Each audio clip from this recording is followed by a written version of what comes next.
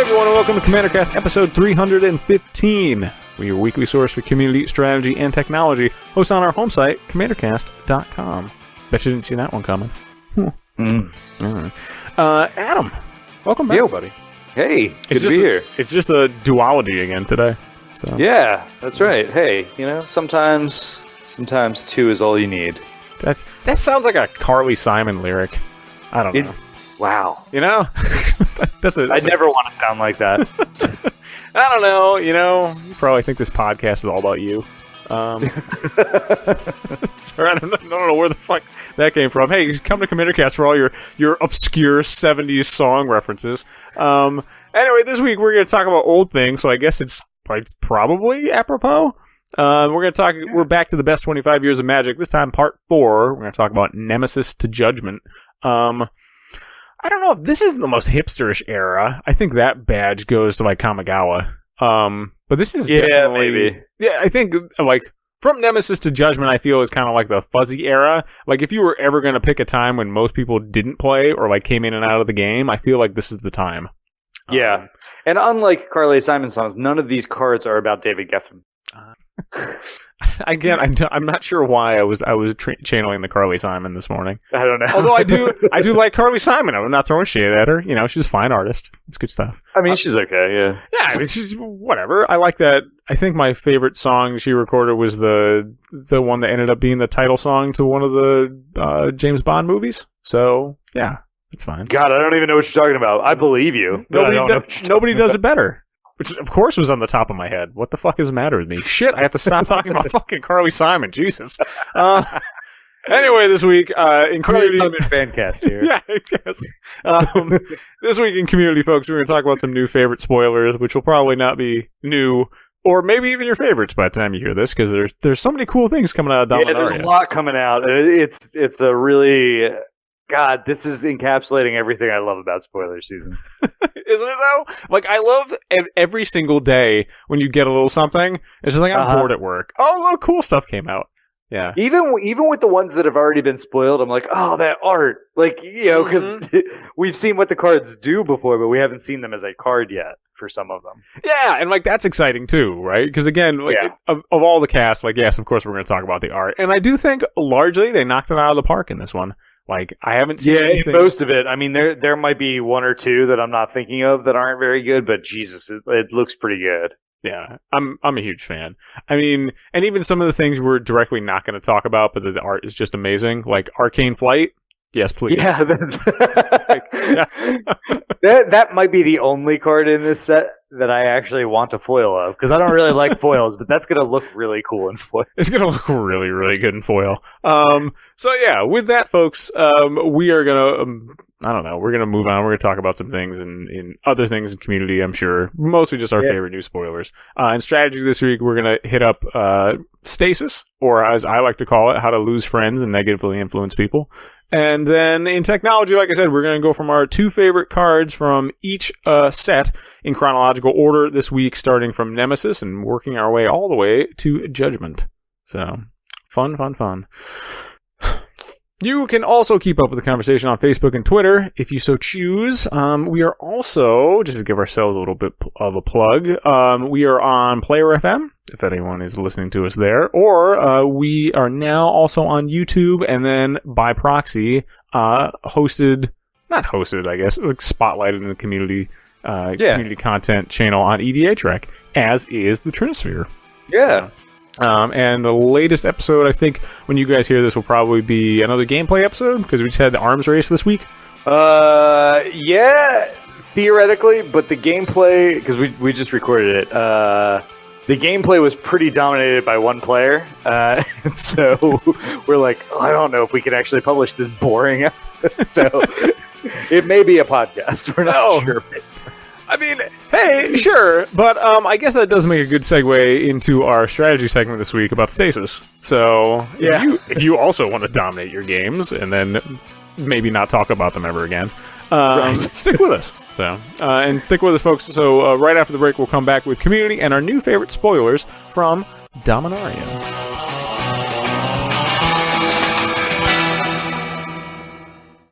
I almost made the community segment this week, or I was going to pitch the community segment as Whiff of Desperation, because I keep hearing and seeing that fucking Dominaria ad everywhere.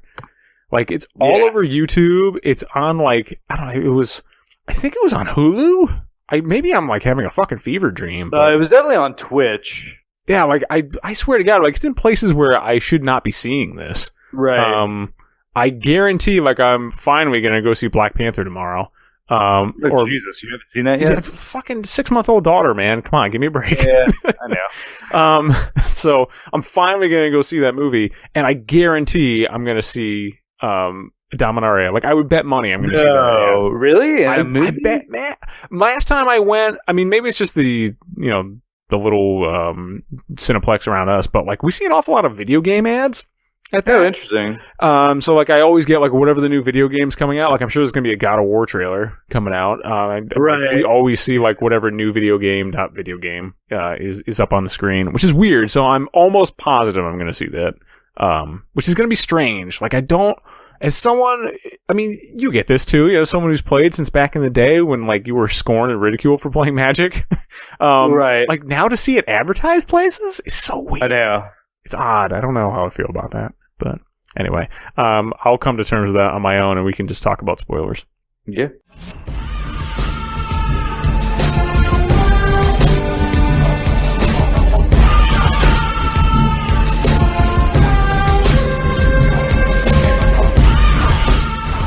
In community this week, ladies and gentlemen, Dominaria is dominating the conversation. So, new fave spoilers. I think there's so many cool things that came out this week. We assembled a small list of things we want to talk about. And I don't really care what order we tackle them, but man, there's just cool stuff coming out, and I dig it. Yeah, I mean, there's a lot of good, a few things that I would have liked to see done differently, but in general, like, man, this is good. People, for those of you who haven't been listening for the past year and a half, when Adam says something is good, this is a rare enough occasion that we should stop the podcasts and really listen. Yeah. So, yeah. I mean, it's like, I appreciate fan service. I know a lot of people don't. And a lot of this is fan service. Not even necessarily, like, good playable necessarily, but it's just an eye-catching set. It's like, oh my god, there's Jaya. Like, they could have made Jaya the trashiest planeswalker ever, which I don't think it is. No. And people would still be excited because Jaya is there. You know what I mean? Like so they did a good job of towing the line between, like, we're going to do some fan service stuff, but we're also going to give you some pretty damn good cards. Yes, sir. And a cool mix of, like, weird old cards too, and a weird mix of stuff that no one was asking for, like a legendary genie. But yeah, right. Which again should have been blue and black, but whatever. Actually, it should have been Grixis. Yeah, I think I'm down with the Grixis one. Yep. Yeah. But anyway, Adam, is there one in particular you want to start off with some of your cool new faves out of Dominaria? So my new favorite definitely is Joyra Weatherlight Captain. First of all, it's Joyra. Second of all, it might actually be more broken than the original Joyra. It is Impossible. 2 a blue and a red for a human artificer 3/3, and whenever you cast a historic spell, draw a card. Now, historic spells are artifacts, legendaries, and sagas. In other words, it's artifacts. This says every time you play a 0-drop artifact, you draw a card. What? I mean, it's not just 0 drops, right? It's like any time. I still am waiting for someone to. Nope. This is exclusively 0 drops as far as I'm concerned. This just says make a storm deck, fill it with nothing but 0-drop and X-drop artifacts, and win as soon as you play her? Yeah, that sounds okay. I mean, I don't even know how. Like, what? Yeah, it's real good. It's real good. I mean, we were always asking for the art, like I'm sorry, not Grixis, Artifact General, right? Oh yeah, in those 2 colors. Oh, this is perfect. And this is it. Yeah, because you could do it you could obviously do it in a, just artifact centric deck to begin with. It doesn't have to be that storm deck. I think the storm deck you're going to see, and I think it's going to be very powerful. Yeah, but yeah, you could just do this in a red blue artifact centric deck. Mm-hmm. Yeah, and I think we just I think we by default got the best is it Artifact General. So Yeah, it's so good. yeah, like So what else good. would you want to do? You know, yeah, it's really amazing. I keep like not believing that it's kind of like the first time you go to see like a grand monument. Like I remember the first time I went to see the like the Grand Canyon, and I'm like, it's not really that fucking deep. Like my eyes are playing tricks on me. Like there aren't caverns in the earth that look like this. You know, Right. so I keep looking. I don't mean this is slightly hyperbolic when I'm comparing Joyride to the Grand Canyon, but I can't. No, it's exactly the same. Exactly, it's 100%. So, I keep waiting for someone to like retcon this and be like, well, only certain artifacts actually count as historic. Don't bring me to that day. I know. I just like I don't believe that this is a thing. Like I want to believe it. It just seems too good. Nah, I think it will. Because it really only becomes, in my opinion, it only becomes slightly broken in EDH. Because 4 mana is too expensive for. I mean, maybe in Modern, but like it's too expensive for Modern and Legacy and Standard. And Standard doesn't have a big enough, cheap artifact card pool, I don't think. Yeah, I mean, it's also legendaries, so that shouldn't be overlooked. There's so many legendaries in this set. Like, getting the card advantage you get from just playing legendaries out of a sealed pool might not be... It's not going to be insubstantial. So... There's a reason it's mythic.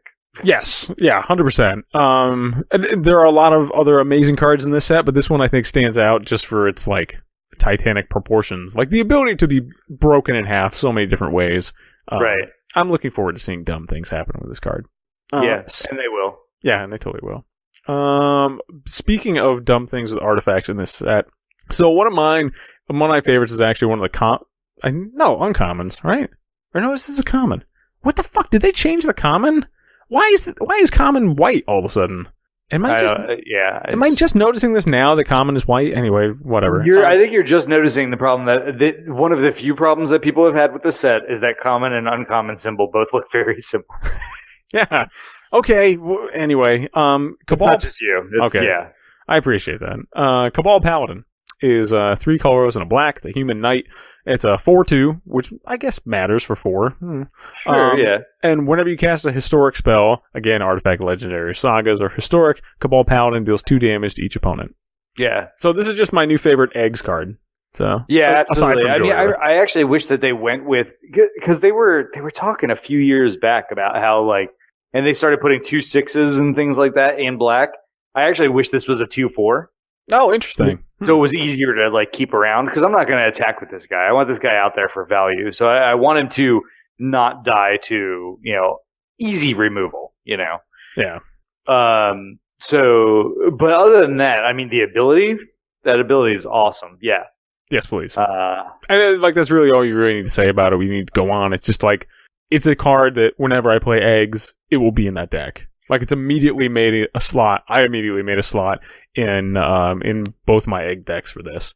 So yeah, this is going in my Cheerios deck. Yeah. I mean, I haven't made the slot. I haven't made any of my changes yet, because I usually wait until the whole set's out to go through all my decks. But yes, this will go in Cheerios. Yeah. Next one. So next one is Damping Sphere. Are you sure that this isn't a reprint? Am I thinking of Dampening Sphere? There is something that is called something very close to this. I don't think that this is a reprint at all. Okay. So Damping Sphere is 2 mana for an artifact, and it says if a land is tapped for 2 or more mana, it produces colorless instead of any other types of mana. So it actually doesn't decrease the amount of mana. Or no, it produces 1 colorless instead. I actually don't know how that works. You mean whether it produces multiples of that, or if it just produces colorless? Right. So if I have Caged Sun out and I make 2 red and that's out, does it just make 1 colorless, or does it make 2 colorless? Yeah, I don't know. Okay. Anyway, so it in some way hoses those mana doubling effects. It's got to be 1. And then in addition to that, it says each spell a player casts costs 1 more to cast for each other spell that player casts this turn. So this is Anti-Storm. Yeah. It must be just 1 colorless, because it says instead of any other type and amount. And amount. Okay, yeah. thank you. So Thank you. it must be that. Yeah, and that makes sense, right? So this is like keeping the Cabal Coffers player in charge. This is keeping. I mean, right. You could throw this in just to, I don't know. This is a great hoser, and it came out at uncommon. It was expected, because this was one of the spoiled ones. It was expected to be rare, but it's uncommon. Oh, that's a good point too. Yeah, I mean, this is great just for keeping, like, I don't know, that one Gaia's Cradle player under control. You know, right? I mean, like, this is a cheap. I mean, it's probably going to be $1 or so. Although it looked like the pre-orders were like $8 that people were buying them at. It's pre-ordering at like $5 at the moment. Yeah, it's not going to be worth $5. No. So, like, yeah, I mean, this is going to shut down people with greedy mana bases, greedy acceleration. It's going to shut down storm players. It's going to shut down players who are just trying to do lots of different things on their turn. This is really, really good. I think that this is going to make its way into a lot of decks and will be a cheap solution for newer players when playing against certain things. Yeah, 100%. And I have to give a quick shout out to whoever wrote the flavor text on this. It looks like they were channeling their inner Douglas Adams, because it says, a Thrawn relic, it has spent 10,000 years doing absolutely nothing. Yeah. That's real good. I don't know. I even like the art. Like, everything about this is really cool. I mean, conservatively, like, you're the numbers guy, Adam. If you bought a box of Dominaria, which I think we're both planning on doing, how many of these do you think you'll crack? I would say at least 3 or 4. No, when uncommon, like, you can't necessarily guarantee that you're getting a lot. I mean, you'll be happy if you get one. Okay. Yeah, right. I mean, you may get 3 or 4. But yeah, you'll probably end up with like 1. All right, I'm happy with that, and this also just goes to show that I know nothing about probability. So, let me see. What was the next one I had? Oh yeah, so this one I am both excited and disappointed in. So, Cabal Stronghold. Yep. Is just a worse Cabal Coffers. Is it? Yes.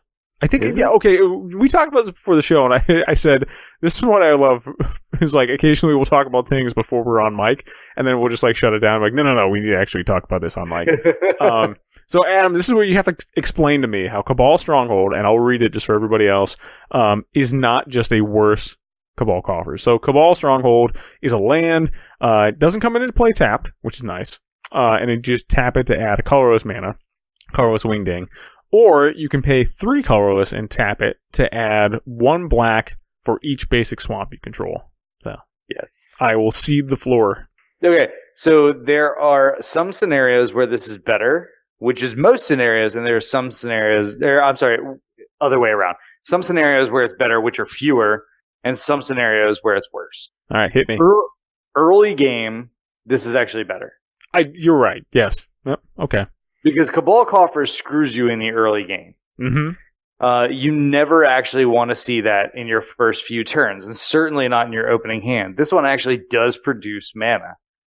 True. All on its own. So that is a benefit to it, an immense benefit to it, because I can't stand being even at, like, I've got 4 lands out. Like, even if 3 of them are swamps, and then I have a Cabal Coffers, I'm like, I'll tap these 3 to make 3.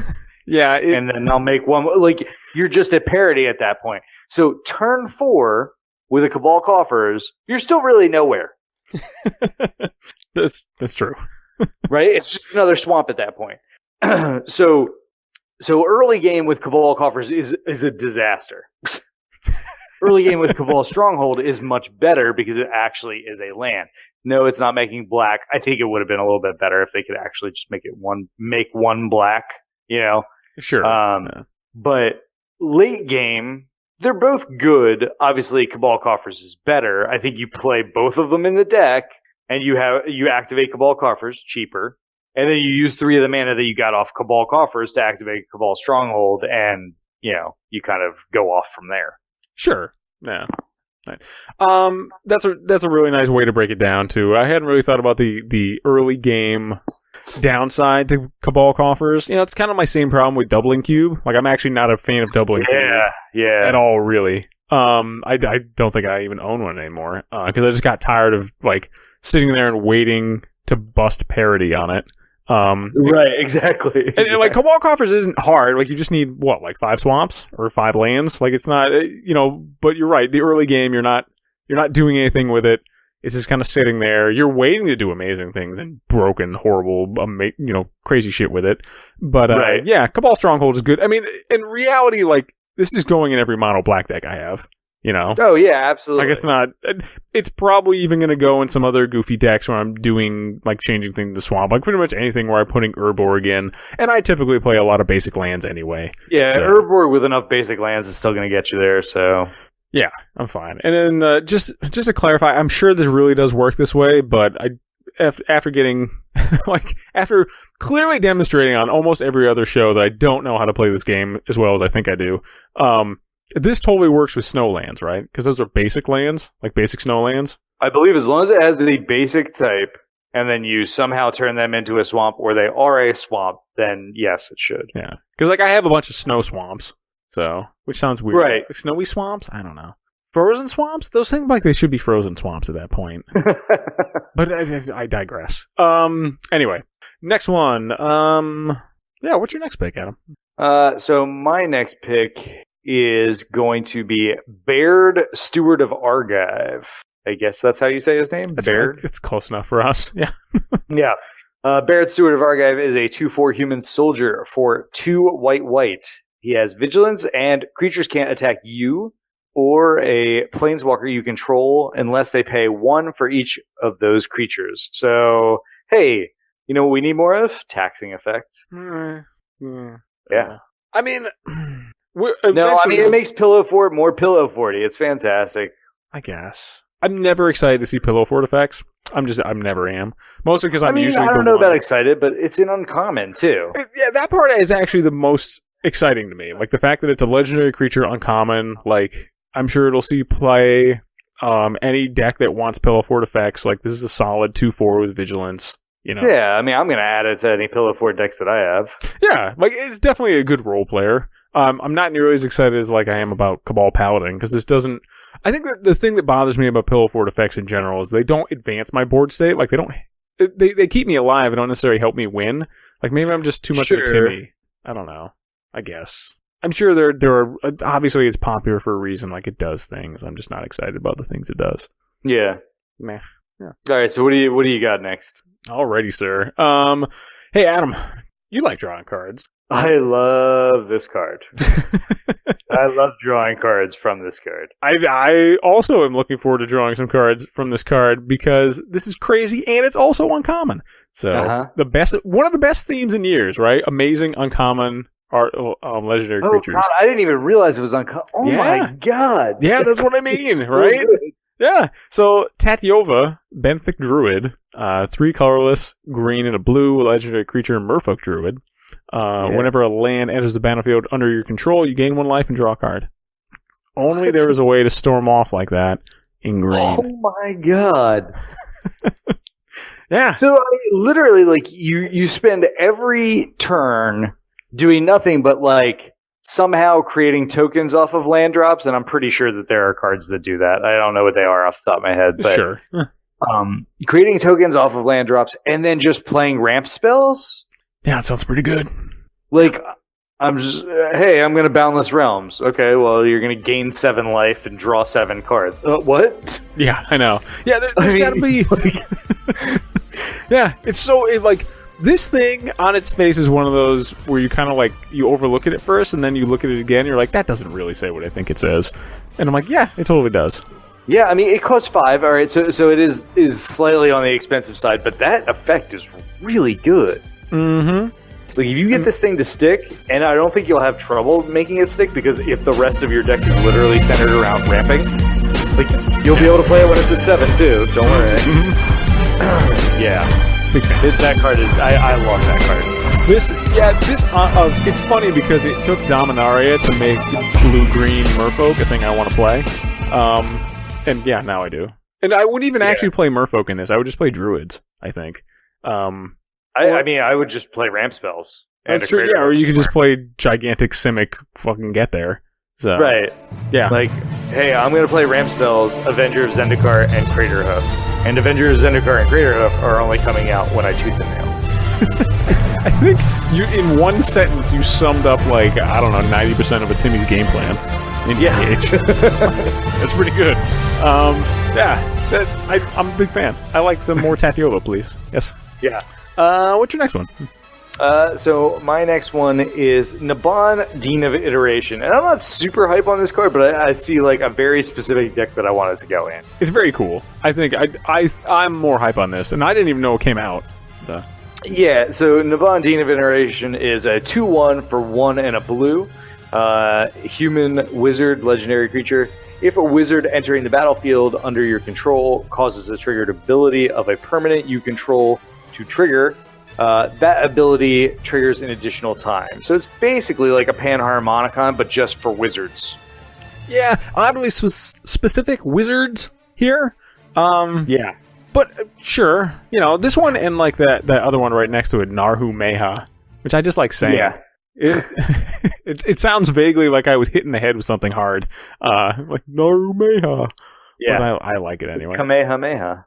Yeah, okay. I can't. But yeah, I mean, I think that this is obviously going to go into the Anala deck, which I think Interesting. will get pieces over time. Well, because I mean that's what Anala is based around, right? Anala is like the wizards. And you make copies of them, so when you copy them, you want wizards that have ETBs to them. So, sure, let's get ETB out of it. Yeah, I mean, so let's double all that up. Yeah, yeah. Like I like it. I don't know. I would put it in goofy tribal decks. It gets even better. It just makes me want to have what's that land that bounces wizards back to your hands? Riptide Lab. Oh, yeah. Like it makes me want to have more Riptide Labs. Yeah, I don't know. I like. So, what's the next one I want to talk about? Oh, yeah, this guy. Or this girl. Or this gender neutral. I don't know. I don't want to put... Well, anyway. Shala, Voice of Plenty. I'm not actually sure what the gender of this card is. Or even if you should gender cards. But that's a large thing. Especially angels. Like, we've learned from Dogma that that's not necessarily... That's true. Yeah. That's creepy. A thing. Yeah. So, yeah. They're all like little Barbie dolls down there. It's disgusting. Yeah, exactly, yeah. Anyway, Shala, Voice of Plenty, 3 colorless and a white, legendary creature angel. It's a 3/4 with flying. Shocker. Planeswalkers you control and other creatures you control, hexproof. Fan already.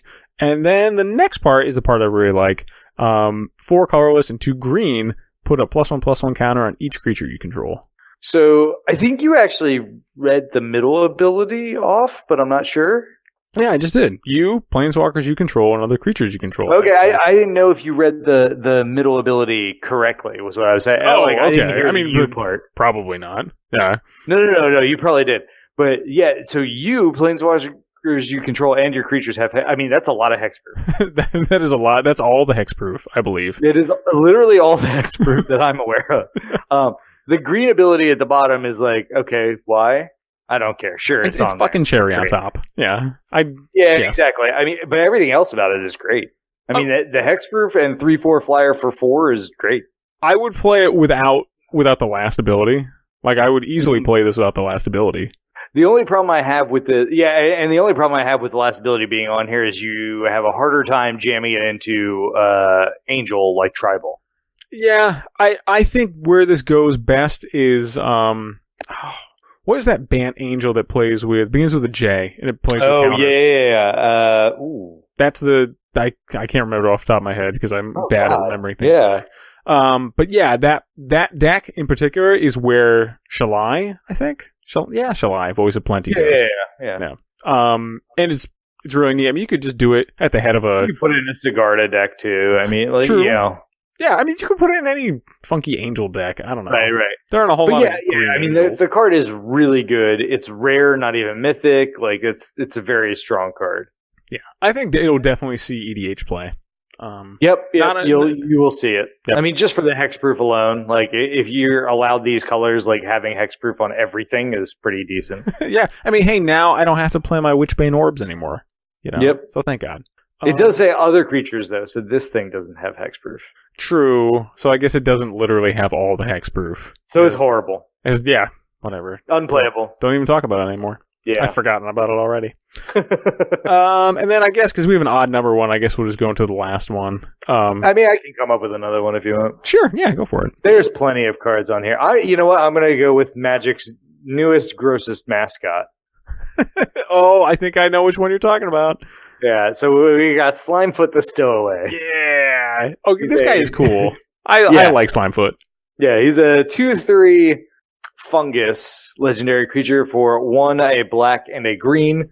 Whenever a Saproling creature dies, Slimefoot deals 1 damage to each opponent and you gain 1 life. And you can pay 4 to create a 1/1 Saproling creature token. And people have already figured out the ways that you break him. I'm really excited to play Fungus. Like, Fungi Tribal. Yeah. I don't know. That was never a thing that I ever wanted to do with Thelon of Havenwood. But, this guy makes me want to do that. I think you can put him at the head of a pretty decent just Grixis Reanimator deck, too, because there's enough goofy stuff that makes, like, incidentally makes Saprolings in that. The only issue that I have with him is it's just worse than Gave, right? Yeah, it is less abusable than Gave. We do really need to do this as a topic, I think, is, like, reprinting worse versions of cards. Right. Like, where they fit in Magic. But it is, I mean, it's interesting. They're trying to, to me, I think they missed something in the art of, like, he's not really, like, cute enough or endearing enough to be, like, the mascot of the set.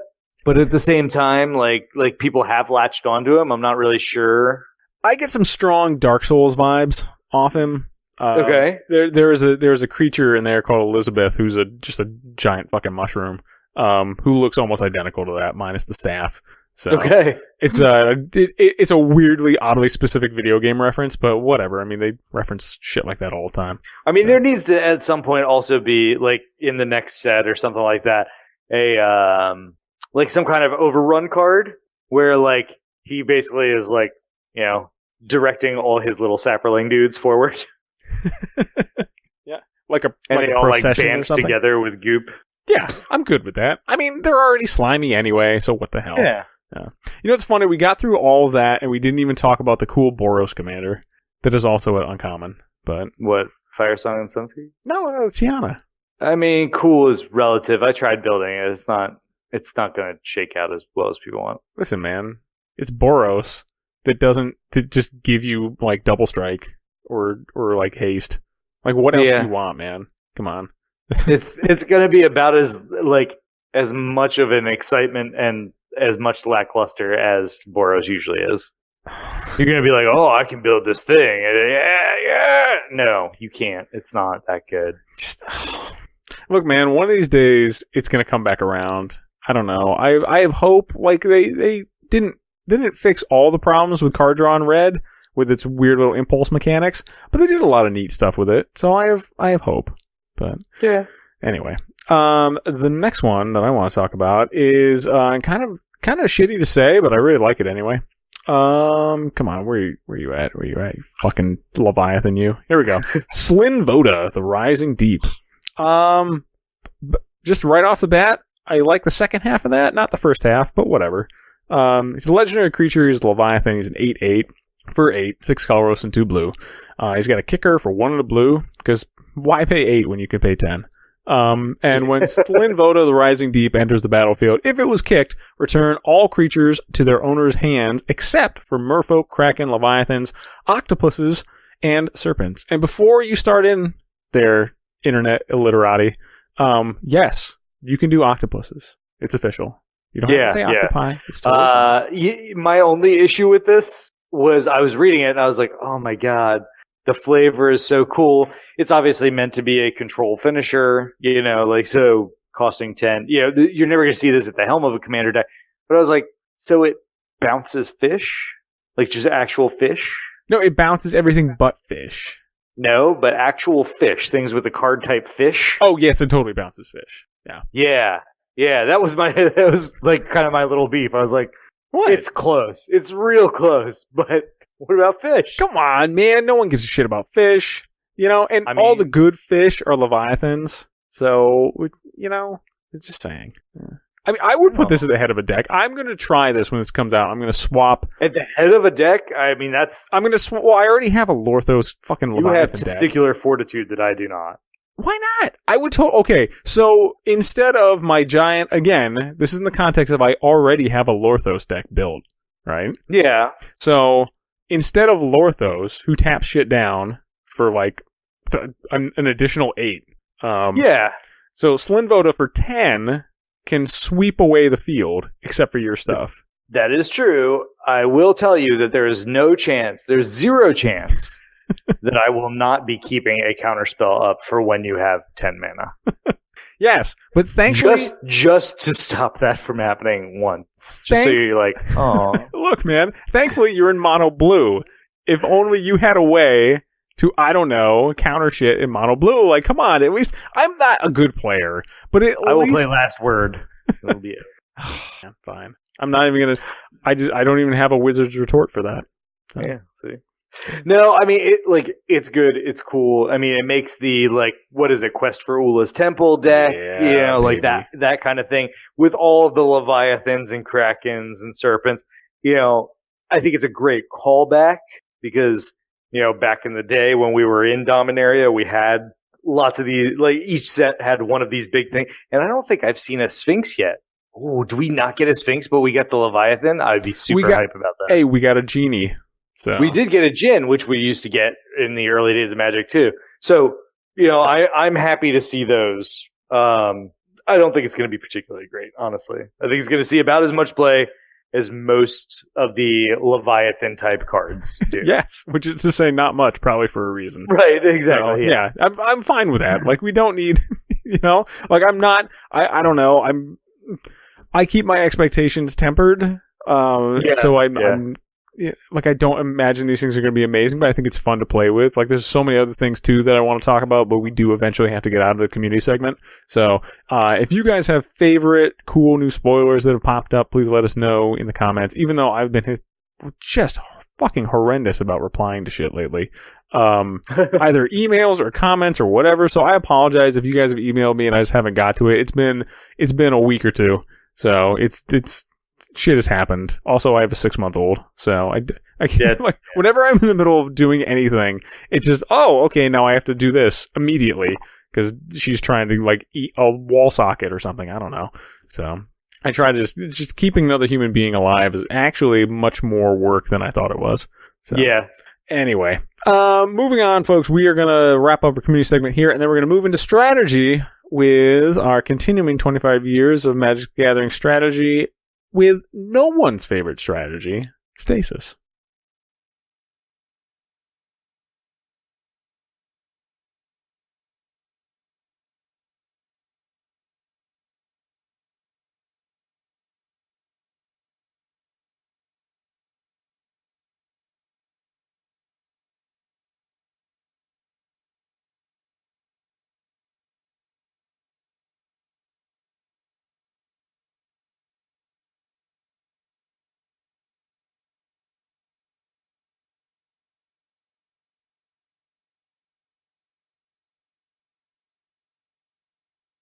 So stick around. I like it.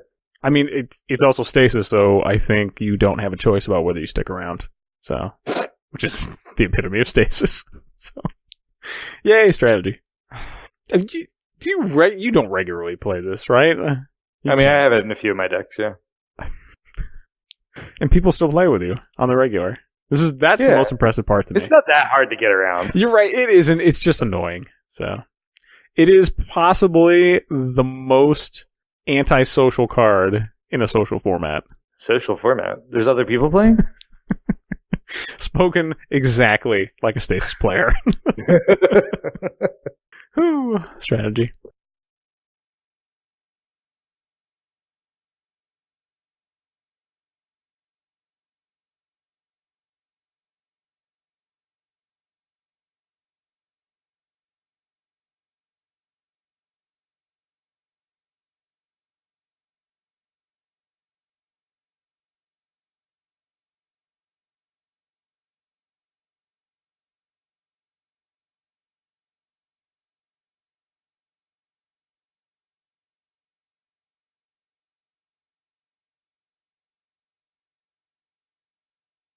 And I said in both previous segments, folks, but now we finally get to talk about Stasis. It's kind of like when you finally get to untap.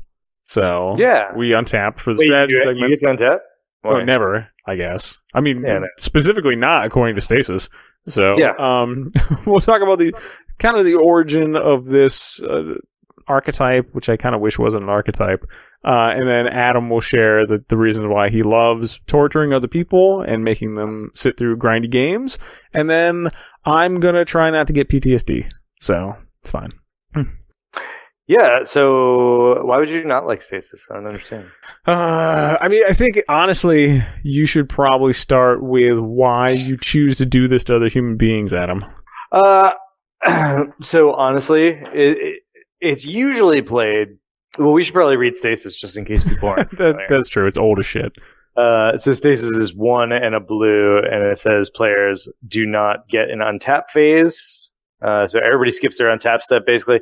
And it has an upkeep of 1 blue. So every turn you have to pay 1. So I'm actually being taxed more than you are, Mark. Did you just read that card and not talk about the art? Did you not? You can't not talk about this art. I like the art on Stasis. You just can't not. Well, I don't know what the fuck's going on in Stasis. But it doesn't matter what's going on. I mean, nothing is going on. The clown god is bowing down to the blind dog god and offering it artwork and presents at night. And at night. And that keeps the world in balance. Obviously. Right. This is fucked. This is so fucked. So, first of all, there's a couple of nifty things to note about this. Phasing and Stasis interact in a very weird way because you don't get an untap step. Interesting. And I'm going to check that on the newest Stasis, but I'm pretty sure the way that works is because things unphase. Players skip their untap. Because things unphase during the untap step, things never unphase. Yeah, so there's that is one of the rulings. Yeah. So that's cute. You know, if you're able to phase everybody's stuff out, then they just can't do anything. But I usually use it as a control. I don't use it stacksy necessarily. I use it more in control builds and build to win in the same way. Meaning, I want to put off the whole game until I'm ready. Yes. At which point I'm going to win. It's like the definition of magic selfishness right here. Right. I want you all to skip 10 turns so that I can win. And that's basically what I do with it. This is just a worse version of Winter Orb, too. Or the better thing to do is to get Stasis out and never have to pay the upkeep. You know how you do that? I'm sure you're about to tell me. It's my favoriteest card ever. Chronotog. Okay. I put out Stasis, I make sure everything is tapped down and the board is locked as much as I possibly can, and then I skip all of the rest of my turns ever. Okay. And then everybody mills, but they mill by drawing themselves one a turn. Oh, Jesus Christ. That sounds like... Oh, Jesus. That sounds like a weird, like, slasher film in Magic form, right? I played that competitively in Standard. Okay, fine. Look, all the knives come out when you're talking about competitive, but when you actually want to have another game with these people, like, oh my goodness, what are you doing? No, I mean, like, think about it. Like, it's fairly disruptible. Meaning, yes, if you've ever seen any of these interactions, because you have to have like Frozen Aether, you have to have Winter Orb and Stasis, and all these other cards that kind of like stack onto each other to sufficiently lock down the board where they're never going to be able to interact with you again. If you've ever seen it happen, then you can just remove one of those pieces, and it maybe inconveniences you for one turn. You know what I mean? Mm-hmm. Like, half the table had to skip their untap step because nobody until the last person was able to take care of the Stasis. Or, you killed the Chronotog, so he actually has to pay the blue for it, so that screws him. Plus, he probably already skipped his turn, so now he's just completely going to lose. So there, it's honestly fairly fragile. So I don't view it as anything that people would like stop playing with you. Like if you pull it off, it's 1 in 100 times. So I don't think people get too bent out of shape about that. Yeah, though the games that you win or the games that you come close to winning are fairly grueling games. Yeah, I don't think anyone, this is my personal theory, I don't think anyone actually wins a Stasis lock. I think people just get tired of playing a Stasis lock. That's all that matters. I mean, yes, that's true. You can just wear people down eventually. So. That's what I do in life. I do remember I had 2 friends of mine in college who eventually, and I'm sure this marriage did not work out for the reasons I'm about to lay out. But like the girl just kept badgering the guy, and I've seen this the other way too. So I don't want to call out girls for doing this, but like she one side just kept badgering the other significant other into eventually like proposing to them, and then they got married. Oh yeah, no, And like I've seen it on both sides, so I can't just call out this one. But it's like, oh my goodness, like that seems like the worst way to do everything in life. Like it's the worst way to like play Magic. It's the worst way to get married. It's the worst way to maintain friendships. It's the worst way to do literally anything. But I'm not begging anybody to do anything other than to just sit there, to just die slowly. You're killing them 1 second at a time. You're stealing their life from them. Yeah, I'm literally like this should be called Drain Life. Yes, or that deck should be. It really should be. Actually sapping away time from your actual life. You know what? Yeah, you know what you're doing? You're recreating every time you have to go to the DMV in Magic form. Like exactly. Right there. Exactly. See, that's what I'm going to call the deck. Oh my God, Chronotox Stasis deck now names DMV. That's great. I don't want to be any part of this, but okay. All right. So, you mentioned before how this was played competitively in Standard back in the day. Was this actually like a top tier deck, or no? I mean, I think that Stasis was definitely seeing some real play in kind of like the Ice Age era. Mm-hmm. Stasis was definitely in a couple decks. More like, people were tinkering with it in just control decks in general, in things like Enduring Renewal combo, and then Chronotalk came out, and it was a somewhat fringe deck, but it could win against other competitive decks. Okay, so not top tier necessarily, but it could play with the big boys. So yeah. Okay.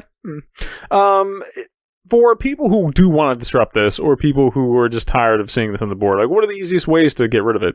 Like besides artifact enchantment honestly, removal? like play stuff that you should be playing anyway. Like the reason why enchantments are so powerful in EDH is because people don't play enough enchantment removal. Yeah, I mean it's pretty simple. Like play Curse and Grip, play Disenchant. The same deck that played these played 4 Disenchants. Yeah, I mean, because I would imagine you don't want to die to enchantments. Yeah, and I would also imagine eventually you want to kill this, right?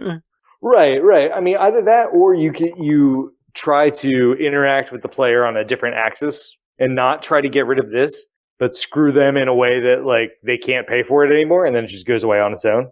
Oh, okay, yeah, like you're tapping down their lands or something, or you're tapping out mana sources. If you somehow tap out their lands, or if you somehow force them to interact, making them tap down their lands, or if you get rid of their Kismet, then this isn't as good, or if you get rid of the Chronotog, then it's not as good, so eventually the game will have to move forward at that point. So really just playing more removal, and going back to our last episode, probably spot removal. Yeah, spot removal would be really good on this one too. I do like, it's funny because I like Kismet effects quite a bit, but I dislike Stasis effects. And I think it's mostly because like Kismet effects slow down the game. They don't like grind it to a halt. Yeah, I mean it does. It is still just painful for everyone who's playing against you. Yes. I mean, presumably it's painful for you too, but you have ways to mitigate the pain, so it doesn't matter. Like, that's what your deck is based on. And this isn't something I would imagine you could just kind of, like, slot into a deck. Like, oh, I need a 2-mana enchantment. Like, here you go, Stasis. Like, you would have to have ways around this. That would be the best. You're just like, I found this card. Like, I don't know. I need a 99th card. Why don't you put Stasis in there? Oh, cool. What? Yeah. There's this dog praying with a basketball to a clown on a balance board. It's great. Yeah. Fantastic. Yeah. I mean, it's nice and cheap. It's like $3 in the 5th edition version. Yeah. I mean, it's if you like that strategy, it is a very good card. But you have to be okay with being completely prone to locking down the board and being able to win from that state. Yeah. And not a lot of people want to do that or know how to do that. Yeah. I would verge on the don't want to do that. Yeah, fair enough. Phase. I mean, but hey, it works. Like, I'm not going to say it's not powerful. Like, one of the reasons why this thing used to be competitive is because it's powerful. Like, I used to play against a bunch of, like, Stasis lock decks, which is why I dislike it so much. Because it just used to drown, like, a half-hour game would become an hour-and-a-half game. You know? Yeah, I mean, in what? Was it in alpha, or did we have to wait for Arabian Nights for Kismet? I think that was Arabian Nights. I don't think that was in there. I don't think so, but I mean, hey, to the internet. And Kismet was great. Like, Legends. So as early as Legends, these two cards were seen together. Yeah. And that's just Enter the Battlefield. Really looks like it's from Arabian Nights. Yeah. I mean, for obvious reasons. Yeah. But yeah, I mean, that one is just Enter the Battlefield tapped. I like Enter the Battlefield tapped. Like, that just slows everything down enough. But it doesn't say you can't untap it. You know, obviously, when you pair these two together, you're a horrible person. But well, I mean, but that was kind of like what, you know. That's it. Yeah, that's the point. So that was the whole point, you know. Yep. I mean, look, Blue had a lot of good. Hey, that was weird. Yeah. So apparently, my router is having some fun today. Yeah. But yeah, I mean, this was at a time when Blue had some of the most powerful and least powerful effects. Stasis, Counterspell, Mana Drain, some of the most powerful effects in Magic. Some of the least powerful things in Magic were Merfolk of the Pearl Trident and Mahamoti Jin and you take that Air back. Elemental and Leviathan. You know, like, so unless you were pairing this up with something else that really wasn't doing anything early on, like a mono blue Stasis deck wasn't really going to do anything early on. So when Kismet came out, then yes, it started to get a little bit more broken. And I loved life. And then Chronotog came out with his creepy teeth and eyes, and I loved it even more. Well, that's great. That's special. Now it is. Yeah. Now I'm glad that you've been able to inflict this horrible so combination. Many people, like so many people. Oh, good. That's and then like combos on top of it, like so that I win even faster. Like if you got him in Stasis Slug, it's great. It's great. Oh, fantastic! This is exactly what I don't want out of life, but that's fine. Yeah. Well, Adam, are there any parting shots, any parting thoughts that you want to give to maybe burgeoning Stasis players out there in the world? Besides, obviously, stop right now and turn your life around. No. Keep going. Collect souls and tears. 2 different vials, please. I like how you went to collect souls. I mean, collecting tears, I see. I didn't realize we were going full on, like, collect the souls route. Oh, no. Okay. This, you watch people wither away until their soul leaves their body. Oh, fantastic. All right. So that's a way to end it. I don't think we could ever. I think that might be the most depressing way to end a segment ever. So good. We're perfect. I'll work on better. Sorry. Nice. And we're totally on theme for Stasis too, because that definitely makes me want to leave my body. Yeah. All right. Well, that's enough for the strategy segment for this week, folks. We're going to wrap that up, and we're going to talk about everybody's favorite thing. We're going to talk about our 2 favorite cards from each set in chronological order. In part 4, we're going to talk from Nemesis to Judgment. So we can stop moving from the Nemesis that is everyone's Nemesis, Stasis, into moving to straight Judgment, which is never play Stasis. Good job. Good talk. Technology.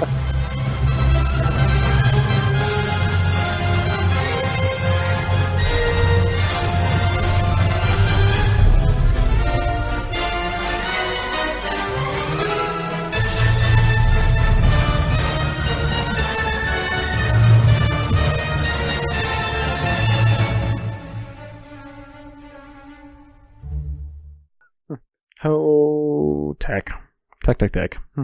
Yeah, some of these blocks got a lot harder.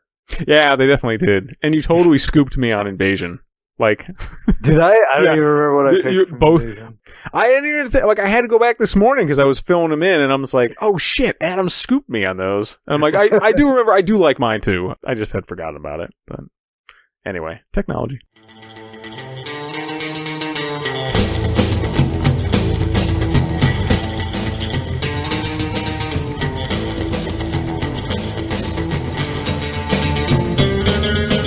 Well, folks, in the technology segment this week, we are back to part 4 of the best 25 years of Magic. Nice little look back this particular 4, 5, 8, 12. I don't know how many seasons or how many shows we're going to get out of this because Magic's kind of old at this point.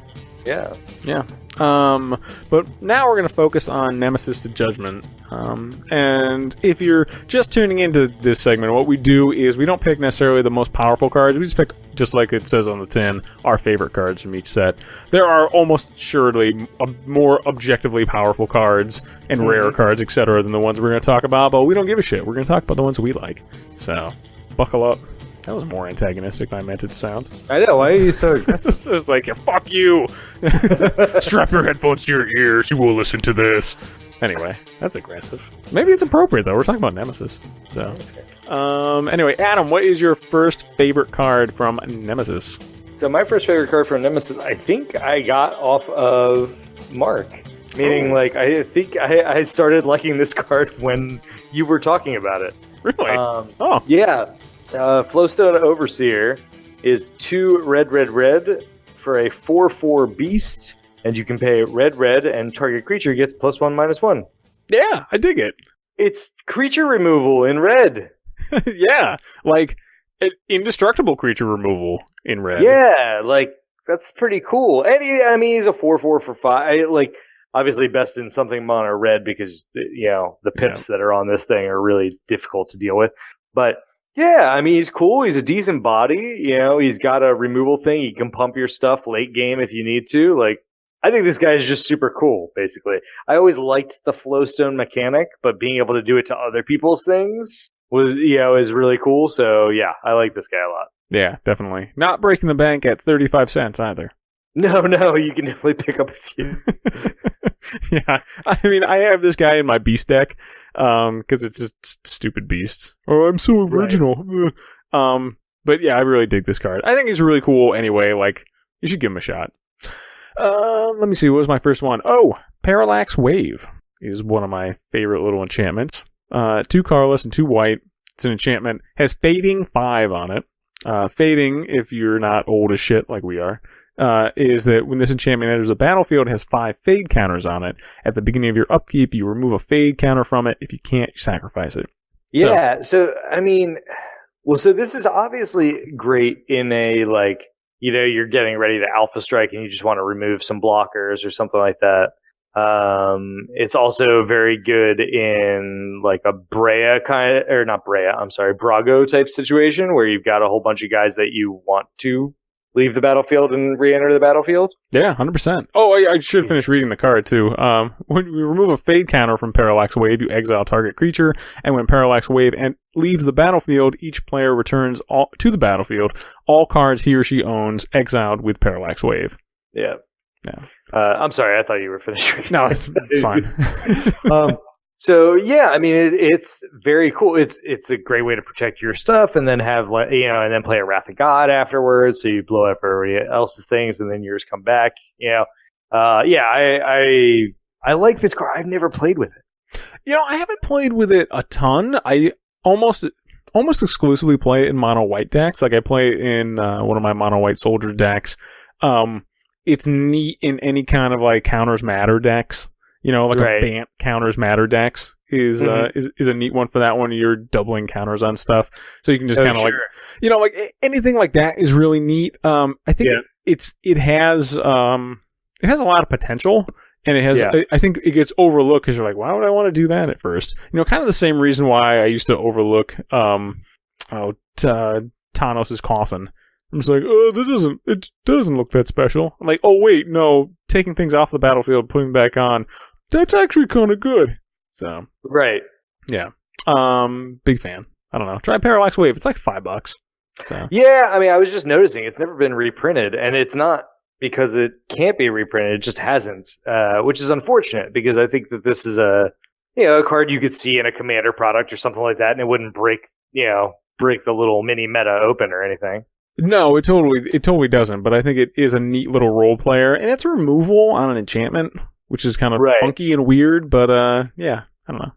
It's dope. Try Parallax Wave. This actually came from a series of Parallax whatever. So, like there's Parallax Tide and Blue, there's a bunch of other things. None of them are nearly as good as Parallax Wave, but what's your next one? I was actually surprised you picked this one. Yeah, I mean, I like this card though, and I mean, I think I'm not throwing shade at it because of like it just looks cool, and it's an interesting character from the set. But Volrath the Fallen is 3 black for a 6/4 legendary shapeshifter. And then you can pay 1 and a black to discard a card. Volrath gets +X until end of turn, where X is the discarded card's converted mana cost. This is also a fairly easy one-shot. Like, true. You don't really need to Voltron it up. You just need to get through. Yeah. Yep. And then discard some stuff and kill somebody. You know? Yeah. I mean, I've always kind of wanted to play with this. Maybe I should. Like, I have a mono black, whatever deck. Right. I should probably just throw this in. I mean, it's all 50 cents. I'm sorry, 58 cents. My bad. Right. So totally not breaking the bank with it. It's kind of neat. I don't know. It's not for 3 and 3 black. Like, that's a hard casting cost. I wouldn't play this in anything other than mono black. No, it's going to be mono black, obviously, and then I think you end up playing things that you would normally try to discount, meaning like delve cards, because like Gurmag Angler, sure, I mean, it's what, a 6 casting cost, so and it's not that good. It's a 4/4 or something like that, so or 4/5, whatever it is. Yeah, so probably you discard it for 2, and it I mean, I would put... This is just where I'm going with it. I would probably put in, like, the Colossi. Like Colossus of Sardia, Colossus of whatever. Okay, that's good, too. Yeah. Like goofy, crazy double-digit shit. Which I could, reanimate in a number of different ways, because you're in mono black. But also things like Murderous Cut. It's 5 mana kill spell that's usually only cast for 1. Yeah. So you can either kill something for 1, fantastic, or pay 2 and pump this guy by 5. Sure. Yeah. I mean, does this is a fucking Mark question if ever there was one. Does this interact with Geth's Grimoire? The one where you... God, I have to look up Geth's Grimoire. Let me do... Let's see. Geth's Grimoire is... Oh, no, it's whenever an opponent discards a card, you may draw a card. Yeah, I was going to say, yeah. All right. I mean, there are times when you definitely want to discard cards. Sure. So, I mean, a reanimator strategy like you were talking about is obviously a good strategy too. You have to obviously find those optimal high casting costs, but actually worth it when you bring them back kind of things. Yeah. I mean, maybe it's just me. It probably wouldn't be great, but I don't know. You could kind of cheat the cost of like Big Game Hunter, I think. Or maybe Big Game Hunter's 3 anyway, so maybe you end up paying... I was going to say, I don't think... Okay, so you pay the exact same cost to play Big Game Hunter. Good job, Mark. Anyway, fuck it. I don't know. I think Volrath the Fallen is kind of neat. I think it has definitely unexplored potential. I don't think it's amazing, but I would love to play against someone who's playing a Volrath the Fallen deck. Right. You also have the Emerge creatures. I was just looking at like Abundant Maw. Which costs like 8. There's a bunch you got Army of the Damned, which has flashback, so you can just ditch it, get 8 power, and then play it for flashback. True. There's those weird the Eldrazi creatures, the ones with Emerge, right? Right, the big, huge things. Yeah. Oh, okay. All right. I think there are ways to do this. I'm sure that like a cursory EDHREC.com search will search up some neat decks. Right, exactly. I mean, yeah. All right. Dead Drop costs 10. Yeah. But it has Delve, so you can make it cost a lot less than that. Sure. I'm so reluctant to get rid of shit out of my own yard. I'm so reluctant to do that in any way, shape, or form. I know Treasure Cruise is a resource, man. I know Treasure Cruise is a good card, but there's fucking something in my head. Good card. I know that I just can't. Max, you can give him +1,000,000. Yeah, I know. I gotta get over it. There's like some shit you just have to get over in life, and like that's definitely one of the things. I have to get over Delve being a bad mechanic. It's not a bad mechanic. It's amazing. No, Delve is really busted. Yeah. It's a really good mechanic. Yes, it's really amazing. There's something wrong with me, but it's fine. Oh, the Eldrazi Titans, the original Eldrazi Titans are good too because they'll just reshuffle back into your deck anyway. Oh, that's true. Yeah, amazing. Yep, there we go. All right, so there you go. Your anti-mill yourself strategy right there. Include Eldrazi Titans. So, right. Right. Yeah, I mean, it's cool. I think that it's got an interesting build around it. Sometimes monocolored decks of all colors, but especially like black and red can be really way too linear. Mm-hmm. And I think this has linearity, but it is also interesting. You know? Yes. This is also officially the longest on any podcast anyone's ever talked about Volrath the Fallen. So I feel like we've given Volrath his due. So Nope. he might have fallen, but Hey, I where think did he's he? on the What did he rebound. fall off of? Oh. I was wondering how you No, were that going to was say the other that. dude. That was the other dude. Fuck it. Who cares? Predator Flagship is my card. Which is just dope. I don't know. I really like it. Predator Flagship. You know why I love this card so much? Because it reminds me of my shitty... I thought it was so amazing back in the day for having the Merfolk Assassin and Warbarge combo in fucking all the bunny quotes. So, And this just has it on there, essentially. yeah, so that's why I love this card. So Predator Flagship is a 5-mana legendary artifact, which is all 43 cents now, I think. It's been reprinted a bunch of times. I own way more copies of this than I should. For 2 colorless, you can give target creature flying until end of turn. Or, for 5 mana and tap it, destroy target creature with flying. Yeah. I usually put this in mono green decks. Okay. Both for the evasion and for the destroy your fucking dragon ability. Yeah. And I like both of them, and I like this card. I think everything about this has just aged poorly. Like everything from the art on down. Yeah, I mean, because like the activation costs don't need to be as much as they are. Like destroy target creature with flying is very cheap in green. Yes. This is repeatable, so I understand it being a little bit more expensive, maybe 3 or 4. The give target creature flying, okay, yeah, I mean that's a decent ability. And the casting cost being at 5, like, I mean, it's such a giant mana sink is my only problem with it. That's why I think I play it in mono green, because you have so many more manas than everybody else. That's true. Yeah. That it doesn't really work out in any other deck. I mean, I've actually tried it in like a colorless deck before, and it's fine, I guess. You know, you get a little evasion in Karn or something, or you know, you destroy other things. This is fine, whatever. That's not great to do it. Like, I don't really feel great about paying the 5 unless I just have so much mana. It doesn't matter.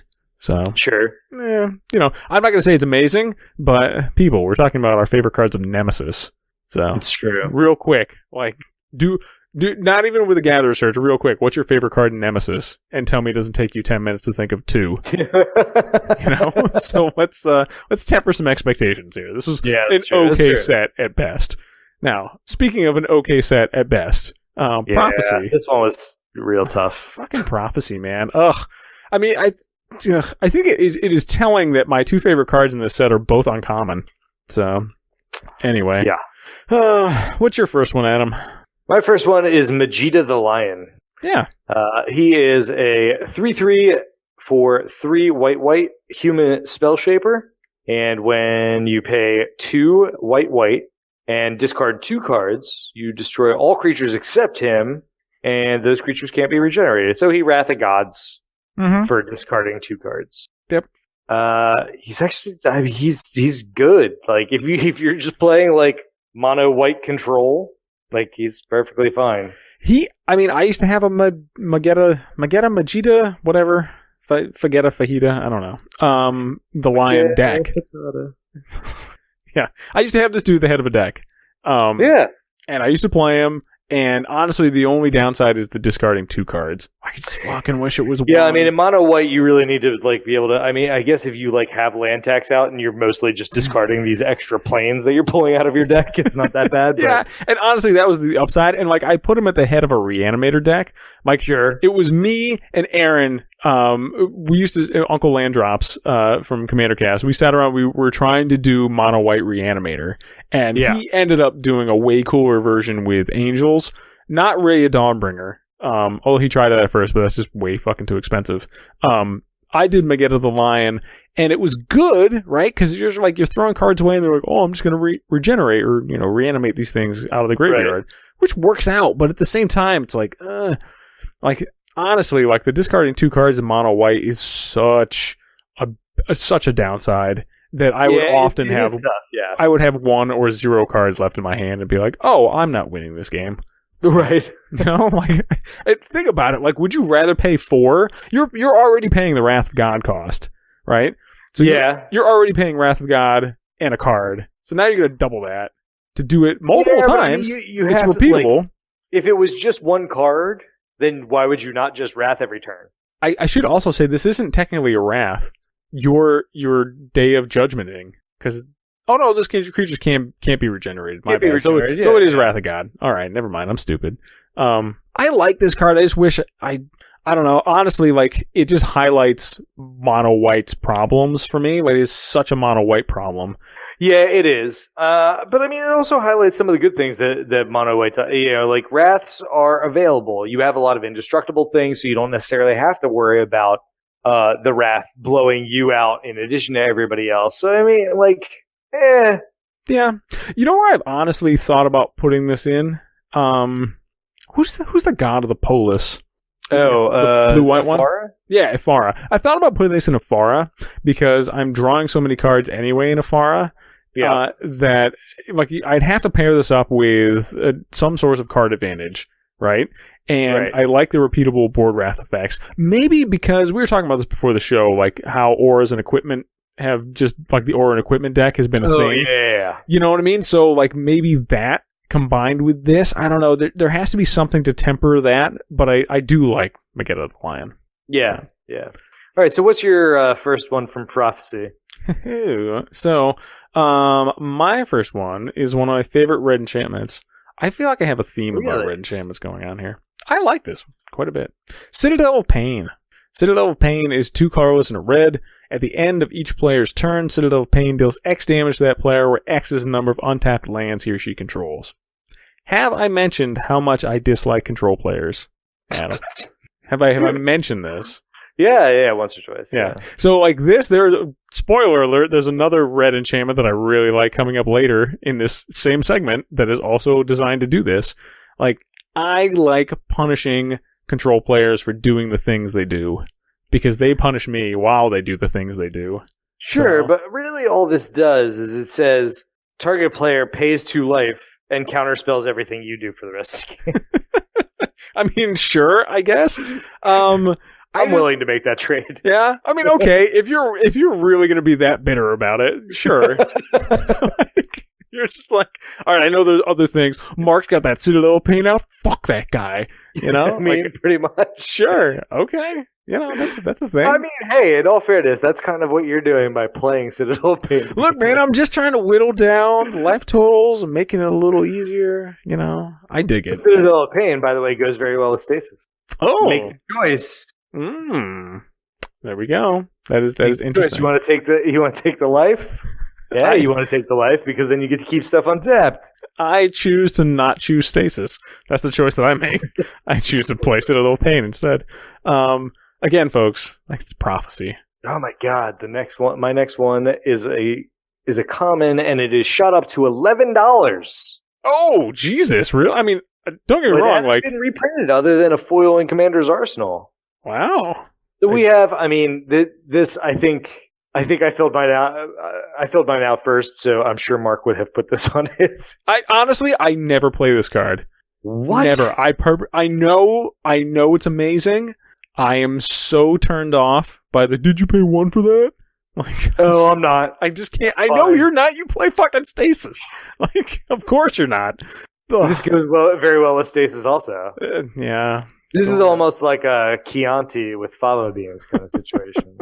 Yes, because it makes you that person when you play it, but it's fine, whatever. All right, so Rhystic Study is an enchantment for 2 and a blue. Whenever an opponent plays a spell, you may draw a card unless that player pays 1.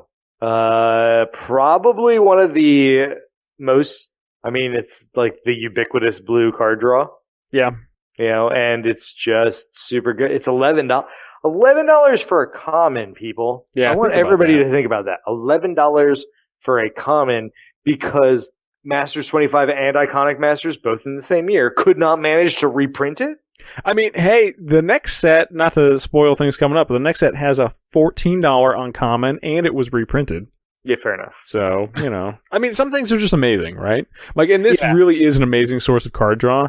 Like, I've played Mystic Remora instead of this, and Mystic Remora is not anywhere near as good as this. It's not anywhere near. You can get some decent like Mystic Remora usually draws somewhere between 2 and 4 cards for me. And that's really good. Like, if anywhere between that for that price, like, yeah, you're doing pretty good. You know, Right, absolutely. I mean, I'm fine with that. I don't complain about Mystic Rumor at all. But Rhystic Study, first of all, there's a lot of players, and I think this is a good learning experience for players too, because they will learn what incremental advantage really does. Because there's a lot of people who don't respect this card right off the bat, and they're like, "No, I'm not going to pay one for it," and you just end up drawing 10 off of that person alone. Yeah. You're like, okay, well, you're going to lose. Like, I don't know if you know how card draw works, but whoever draws more cards is probably going to win. Yeah. I mean, the real secret to doing this is just, okay, now everything costs more, right? Like, the real secret is, that's probably the best way to play, unless you have something that's going to get rid of it. Like, you know, you're like, okay, I can't afford to pay the extra one for it, but I'm going to play Croson Grip. Yeah, you can draw your one card off my Croson Grip. Yeah. Right, exactly. That's probably the not right a bad way to do it. But yeah, everything else you should just consider it a tax in most situations. Yeah. Yeah. I dislike it, but hey. My next one is Snag. It's all right. I mean, it's fine. I'll pay the one, whatever. So it's just annoying. Anyway, Snag. You could say that paying the one is a snag on my game plan. That was a bad pun. 3 colorless and a green. It's an instant. This has got to be one of my favorite fog effects. I mean, I know we talk up fog effects all the time, but a free fog effect. That's a cute one, though. This is really nice. So this also has some of my favorite text in Magic, which is the "you may do this instead of that." So you may discard. Yeah, it totally is. We did a whole show about it. You may discard a forest card rather than pay Snag's mana cost, and it's just fog. Prevent all combat damage to be dealt by unblocked creatures this turn. So.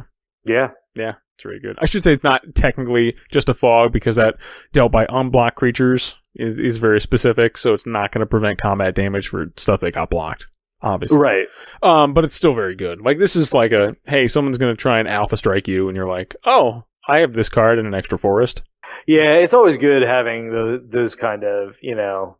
There are some fogs that are just really good. You know, Moment's Peace, you know, things that like sneak up on people that lock things a little bit that, you know, allow you to survive and then do what you need to do on your turn. Yeah. And that's all fog is. It's still only 20 cents. So, you know, which sounds good because it's an uncommon from Prophecy. So what the fuck? Yeah, I don't know. I think this is really neat, especially in a mono green deck. I don't really see there's any downside to it. Yep. So, yeah, go for it. Now, moving into... I like this set. I always think... Of course, I always get this confused with the other sets I like better out of this. Right. But, you know, I like Plane Shift enough. They're pretty good. Oh, wait, no, not Plane Shift. I'm sorry. Invasion. I totally shot over that. I even talked about... I actually like a decent amount of Invasion. There's a lot of, like, multicolor cards that are kind of interesting. Maybe have not aged super well, but like I like a lot of them. Yeah, when I went back through, I mean, cards like Backlash or Backlash is really cool. Or an Artifact Mutation, I still play an awful lot of because I love fucking goofy sapperling shits. It's got Route. It's got it has neat stuff in it. You know, right? Exactly. It's not an overpowered set. You probably don't see a lot of it because not a ton of the cards are EDH playable. But I think it was a decent set. And I think that we picked 4 very good cards that definitely see play in EDH. Yes, we did. So what's your first pick from Invasion? So my first is the one that you were alluding to earlier, the $13 to $15 uncommon from Invasion, which is Aura Shards. Aura Shards is an enchantment for 1 white and a green. Or, I'm sorry, for 1, a white and a green. And then whenever a creature enters the battlefield under your control, you may destroy a target artifact or enchantment. So every creature has a disenchant added onto it. Boy, that seems really good. It's really busted. Like, people don't realize how crippling it can be until it happens a couple times, and then you're like, oh, I didn't know how many enchantments I had in my deck. Oh, all of my ramp is mana rocks. Oh, okay. Yeah. So, I mean, this is premium. If you are ever in these 2 colors, this is premium removal. Absolutely. I mean, it's unfortunate that it's as expensive as it is, but it is 100%. If you are playing Selesnya or Naya or anything like that, you play this card. If you have green and white in your deck, you should probably creatures. Yes, and creatures, you should be playing Aura Shards. This is hands down, I think, my favorite removal because I'm the inveterate Timmy and I'm always playing fucking token something. So this goes in so many of my decks. I'm just mad that I can't buy more of them because I'm cheap and I don't want to buy more. I only have the one copy, and I wouldn't buy another one at this point. This is really expensive. Yeah, not for this, right? Like, it's amazing, but I wouldn't recommend paying $13 to $15 for it. No, it needs a reprint in one of the new Commander products is what it needs. Yeah, 100%. It was reprinted in the original Commander product. And in the original one, but we're, 7 years out from that now? Yes. It definitely needs another one. I was actually surprised this didn't come out in Iconic Masters. Like, this is an iconic Commander card, but then again, maybe it's a really iconic card, yeah. Maybe it's only iconic for Commander. Like, maybe it doesn't see play in a whole lot of other formats. So I was not playing during this time, so I have no idea if it saw play in Standard or any other format at that time. I do have to say it has some of the stupidest fucking art. The art is the weird thing about it is the art is not bad. Yes, but the design is bad. Okay. It's got, you know what I mean? Like, it's rendered well, but it's just... I can't really tell what weird thing that is. No. It's not rendered well. It's a fucking... It looks like a Sasquatch whose armpits are exploding. That's what it that's fucking kind of cool, like. Actually. That's not... No, that's not cool. That's not... you might think that's cool. Easily B-team of, Marvel in the 80s. Like, you could easily have actual character that was a Sasquatch with his armpits exploding. Sure, yes. That sounds like a bad Wolverine villain. Like a Wolverine, monster of the week. Sure. Or like an Alpha Flight character. Yes, actually, that's 100% what I was thinking of. So, deep cuts from Marvel. Yeah, this is bad. Right. So, Mark, your next one is oddly the same colors. Yes, not nearly as good, but still pretty cool, and never been reprinted. Expensive. No, this one's only $8. Is it? Yeah, this is only $8. God, I thought it was way more than that. No. Your next card is fucking way more than that. Your next card is disgusting. That's how expensive your card has gotten. But anyway, mine is Sterling Grove. Sterling Grove is an uncommon. It's never been reprinted. It's a green and white. Needs a reprint, I think. Or could use one. I shouldn't say needs. But it has two neat abilities on it. First one, other enchantments you control have Shroud. And you pay, its other ability is you pay 1, sacrifice Sterling Grove, search your library for an enchantment card and reveal that card, shuffle your library, then put that card on top of it. So it is both like a privileged position and a tutor at the same time. Yep. I really like this. It's fantastic. If you're playing Enchantress, you play this card. Yeah, 100%. Honestly, when you said that, I had to double check the price about it being more expensive, because I always expect this to be more expensive. Right. Because it's never been... I did not realize how much my next one went up to. Jesus, I didn't realize until I was just checking. I swear to God, last month this was half this price. Yeah. Anyway. Ugh. So Sterling Grove, though, amazing card. Yeah, if you're playing Enchantress, it's definitely worth picking up. Really, really good card. So let's talk about your absurdly expensive card here. Oh my God, it's $54? What the hell? Fucking Christ. It was like $25, and I still needed to pick one up. I don't have one. You don't have a Phyrexian Altar? No. Oh, wow, that's actually surprising. I could have sworn you had picked up... you keep multiples of, colorless cards, which is wild. Yeah, I do. I have my full complement of Ashnod's Altars now, but, those are cheap. They're only a couple bucks a piece. But no, I hadn't gotten around to picking up a Phyrexian Altar. So anyway, for those of you who don't know what it does, Phyrexian Altar is an artifact that costs 3, and you can sacrifice a creature to make a mana of any color. This is, it goes side by side with Ashnod's Altar. If you have the ability to sacrifice a whole bunch of stuff, Ashnod's Altar obviously gets you the best value out of it, but then, if you're tapped out of all your colored mana, Phyrexian Altar allows you to clean up that piece of it. Mm-hmm. Yeah, this is an amazing card. It is. It's so good. Yeah, it's not combo busted in the same way I think that Ashnod's Altar is, because you're not making 2 for 1s out of it, even though that was only colorless. But this is just, oh God, there's so many times where I wish I just had more copies of this card. Probably why it's a $54 card. It's insane. It's never been reprinted. It is a rare. I get. It's not on the reserve list though. It's not on the reserve list, so they could reprint it. Yep. Which would be a fantastic reprint.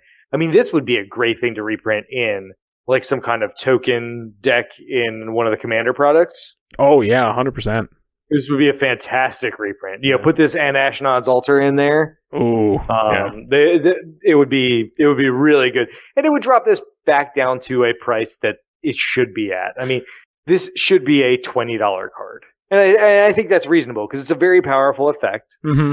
And it's old, hasn't been printed that much. $50. This is not worth $50. No, I mean, as amazing as this card is, like I would not pay $40 for this card. Like $20 is where this should settle out, I think. And even that you could argue is a little bit high, but I mean, I'm always going to argue for lower price cards. Sure, yeah. But I think it should settle lower if it got any level of reprinting. But it will still be in the 20-ish range, Yeah. Speaking of levels of reprinting. Jesus, this card's been reprinted more than anything. Yeah, I know. And I still can't decide what art I like better. I'm probably going to go with the original Therese Nielsen art, because, like, why wouldn't you? So, Fact or Fiction. Fact or Fiction is possibly the best draw spell in the game. I'm going to go with one of the best. Oh, that's a bold... I'm going to say it's definitely one of the best, because I think particularly, like, Fact or Fictions are hard to do, man. For the reasons why I'm going to read. Yeah, they're very skill intensive. Yeah. So anyway, 3 colors and a blue. It's an instant. Reveal the top 5 cards of your library. An opponent separates those cards into 2 piles. You put one pile in your hand and the other into your graveyard. This is just one of those weird, cool, like funky things. Like it's obviously very meta dependent. I love putting this in decks. I almost feel unfair putting this in decks when I play against new people or people who I knew were new to the game. I often end up explaining to them like how to do a Fact or Fiction. Right. Because I'm just like, look, this is hard. Like, you don't really know. You want to give them a hard choice, or you don't just do whatever. It's like you said, it's very skill intensive, but I think it's very cool. So unless somebody is being ridiculous at the table, I will usually give this to somebody who I view to be one of the more skilled players in the pod. Oh, interesting. Okay. Because I know how hard it is to select the pile, because I'm not even necessarily good at selecting the piles. When somebody gives it to me. But like I was also playing an Unesh deck, and somebody was like, "Oh, I'm just going to give you like 4-0 or 5-0 or whatever it is every time," and I was like, "Well, okay," and they did. Okay. Yeah. So, like, in that case, yes, I'm going to give it to the least skilled player because I'm just going to win and we can play another game. Yes. Please give me 5 cards for 4, please. Right, exactly. But other than that, like, I don't like to win by those means. I do like, the player's skill to come out. And it gives other people the opportunity to see what a good Fact or Fiction or a bad Fact or Fiction is. Yeah, because you can definitely have good and bad draws on this. Right. You can whiff, and you can like kind of screw yourself over and be like, oh shit, like 2 of the things I'm really looking for in my deck is now in either pile, and you're like, oh fuck. Right, and you don't have to say anything, but you could say something, and other players don't have to say anything, but they could say something. Mm-hmm. Like you might need a card that they don't know that you need, and so you just sit there like, shut mouth and wait for them to decide. Or if there's something that's kind of screwing the whole table, and you're like, well, that'll let me get rid of that, you can influence their decision because it's revealed to the entire table. True. Yeah. Yeah, this is a very cool multiplayer card in that sense. Yeah, it's not typically thought of in that way, but yeah, it is very cool. So yeah, it's really good. I Fact or Fiction is an auto include in most blue decks for me because it's just so good and it's instant. Oh my god, they did everything right with this card. They really did. This is a really cool example. I'm going to throw this in our little like show topics that we need to cover at some point. Like there are cards that help people learn the game. And skill test cards skill test or like teaching cards. Like I literally use this to teach people half the time when I'm playing. I'm like, look, this is how you give a good set of options to a player. You know? Or these are interesting things you could do with this. Because at first, I remember when I was first playing this game or picking it back up again, rather. I'm like, why the fuck would I want to do this? This is stupid. Right. Why would I want to include this in the deck? And I'm like, oh, wait. You don't even have to. I mean, there are multiple times, like, I like playing this in, like, Stasis, for instance. Because, like, half the time they're creatures and I don't give a shit. They're going to the yard anyway. Whatever. Even though it's pretty obvious half the time, like, which ones are going in the yard. I don't know. I just like you said, this is great design. I love all parts of this. more fact or fiction. The fact that it's been reprinted so many times, I mean, it's super cheap, so it's fucking 50 cents. It's got Therese Nielsen art. Like, shit else do you want, people? Yeah, go for it. Let's see, and I believe that brings us to the end of Invasion. So now it gets to the part where I was going to talk about Plane Shift. There's not a whole lot in this. I mean, I picked some lands. You did. I mean, I picked a common and probably another common. I don't remember. Yeah, it's not good. So yeah, let's just get it over with. Okay. I think it's funny neither of us picked any of the Plane Shift dragons. I think that's probably telling. Even though I like, are they actually in Plane Shift? Yeah, like Rith is in Plane Shift. Rith was good in Standard. Yeah. Oh, Plane Shift. So what's your first one? My first one is Cavern Harpy. Man, this is saying a lot when this was your pick. I read this twice and I'm like, did he really mean to pick? He meant to pick this one. Okay. Yeah. Cavern Harpy is a 2/1 for a blue and a black Harpy Beast. It has flying. When it enters the battlefield, you return a blue or black creature you control to its owner's hand, and then you can pay 1 life to return Cavern Harpy to its owner's hand. Yeah, that's a thing. He's really good in Vela. Yeah, I mean, that's what I was kind of seeing. I was like, it has uses, mostly in Vela. It can also be in some kind of like control deck where you're doing a lot of board wipes and things because you can always pull this back to your hand. It's a 2/1 flyer for 2. Right, it allows you to duplicate ETBs on other creatures that you have because you can bounce them. Mm-hmm. So I mean, it has some value to it. It's not amazing. It's not, but I like it. Yeah, I play it in my goofy ninjutsu deck. Yeah, exactly. I mean, it works well with ninjutsu.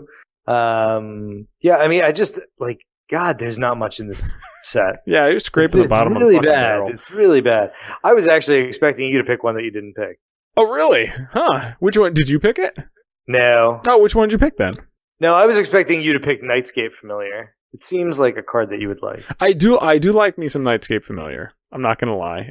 It's not one of my favorites though. One of my favorites is definitely this one. Primal Growth. Primal Growth is 2 colors and a green.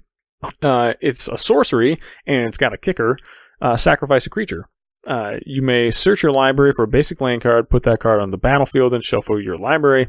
If Primal Growth was kicked, instead, search your library for up to 2 basic land cards, put them on the battlefield, and then shuffle your library. Yeah, it's almost good.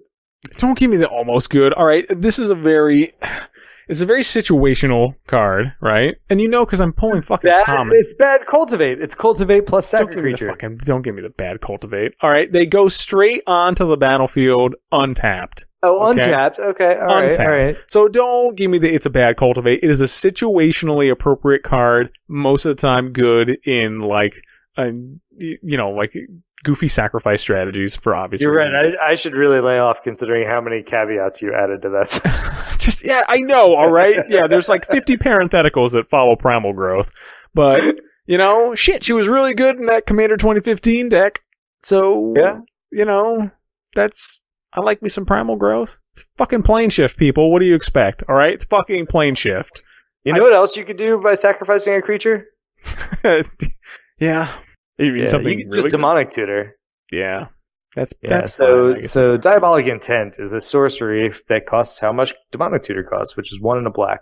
You do have to sack a creature in addition, and then you get to Demonic Tutor. So search your deck for any card you want, put it into your hand, and then shuffle your library.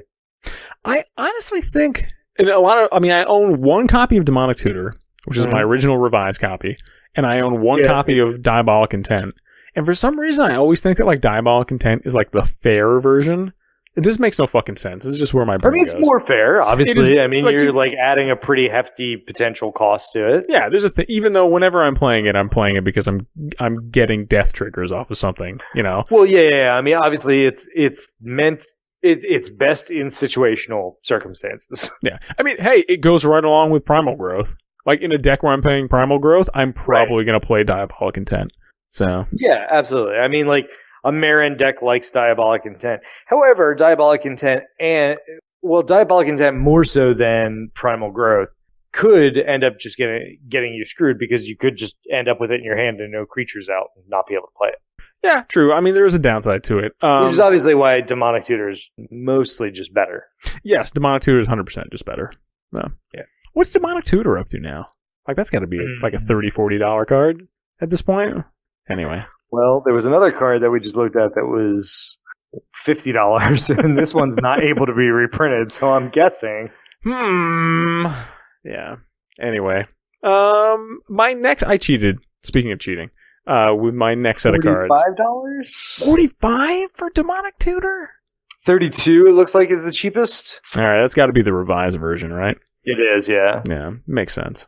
Anyway, so I like being cheap with my mana base. Yeah, but you've talked about these before. Like, this is not... I have, yeah, this is not a secret, but I do think that, like, particularly for 3-color mana bases, first of all, I don't own any dual lands anymore. 100%. I don't own any dual lands. I think I own 2 shock lands. I own no fetch lands. And I have, I don't know, like 20-something fucking decks of all various different colors. Right. I refuse to pay that much money for a land. Like, I don't think... That's why I was so excited when the filter lands came out again. Sure. Because I might pay $10 for the filter land. Yeah, for a filter land. Like, I might. And I might pay that for a fetch land one of these days if it gets really good. But I'm not going to pay crazy amounts of money to smooth out my mana base. However, stuff like the lair cycle from this... I still don't... It's not fucking good. I'm not saying it's good. All right? You want to talk about caveats? You thought I had fucking caveats for Primal Growth. Just wait till you... yourself back a land every time. So, this is the thing about the lair cycle, all right? I'll just read off, like, the top one. All right? Croesus' Catacombs. They're all named for the funky dragons. We got Daragaz's Caldera, Dromar's Cavern, blah, blah, blah, blah. Anyway, Croesus' Catacombs. When Croesus' Catacombs enters the battlefield, sacrifice it unless you return a non-lair hand you control to its owner's hand. And then you can tap it to add whatever colors it is of that particular dragon. In Croesus' Catacombs. From the shards? Right? Yeah, sure. Yes. Yeah, sure. Like, this is Grixis. So, yeah. So, and et cetera. Important to note, all right, comes in untapped. Mm-hmm. This is a 3-color land that comes in untapped is not something to really scoff about. They're all printed at uncommon. Uh-huh. So they're like $1 a piece. Yeah. I actively... That part's good. Yes. The untapped part is fucking good too. All right. I like that they had to put on there that you have to bounce a non-lair land. Well, because it would be really good if you bounced one of your lair lands that you just bounced something else for. Who cares? What? Look, I'm fine with you exploiting that. Go ahead, buddy. I mean, my favorite piece of text on here is that it's a lair in addition to its land type. So instead of just land lair, I love that part. I don't know. I wish these had gotten reprinted. These would be great. I'm surprised these haven't gotten reprinted in some of the Commander products. Exactly, only because they're a cheap land. Like, anybody can play them, anybody can afford them. You're not like killing the economy by doing it. Like, it's fine. Yeah. If anything, you're probably going to be like, oh shit, these were printed. Like, you know, like, right? Yeah, like, yeah. I like these cards. Allows you to errata it because, I mean, the errata does remove that first line of text. Yes. So, like, whenever I'm playing like a Bant deck or whatever, and any of those shard colors, you will probably see a lair in that somewhere because I like me some lairs. If you're playing against me, you will not. Because I don't own any of these. What are you doing with your life, man? You haven't lived until you've thrown down like a Dromar's Cavern. I do still have half the Aberduals and all of the fetches and shocks. Okay, so you're just going to play objectively better cards. Right, yeah. That's fine. It's fine. Really, is this where you're going to find? You're going to come down on this. All right, fine, whatever. Yeah. Sorry. Go play your better cards. I'm going to be rocking I will. I'm going to be rocking some Treva's Ruins over here. All right? Yeah, I mean, I don't see these ever. For whatever reason, nobody in my play group, even the people with a little bit more restrictive, spending, play these. And I don't know if they just don't like the way that they play, or just haven't discovered them yet, or what the deal is. But yeah, I don't see these at all. honestly. I like how you're being charitable when you're like, they maybe haven't discovered them yet, rather than they came across. I was trying to not just say that they all realize that they're bad, but sure. Yeah. That might also be the case. Fine. Let's move on to Apocalypse. Man, Apocalypse had a lot more cool Apocalypse cards. had some good stuff. I Had was some like, shit. whoa, okay, now we've got cards. Yes, we did. I don't know what the shit happened in Planescape or Plane Shift, but man, they brought it back with Apocalypse. So what's your first one, Adam? So my first one is Vindicate, a classic that does not see as much play anymore.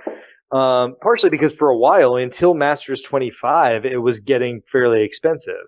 Oh, yeah, very true. Yeah, it was closing in on $20. The Apocalypse one is $7 right now. No, don't do that. I think it was like 20 or so. It was close.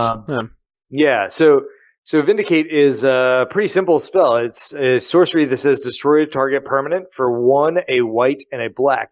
A lot of people tout Vindicate as being better than some of the newer Orzhov, like destroy target permanent or exile target permanent, because those often say non-land permanent. Yeah. And this, you can take out people's lands. I don't think that's particularly relevant, but Vindicate was the original. It was the first one there that just, what do you have? Get rid of it. Yeah. This was obviously before Indestructible was a mechanic, I believe. I don't think Indestructible existed back then. Yeah, that couldn't have been a keyword back then. Yeah. Otherwise, this probably would have been Exile and then been completely insane.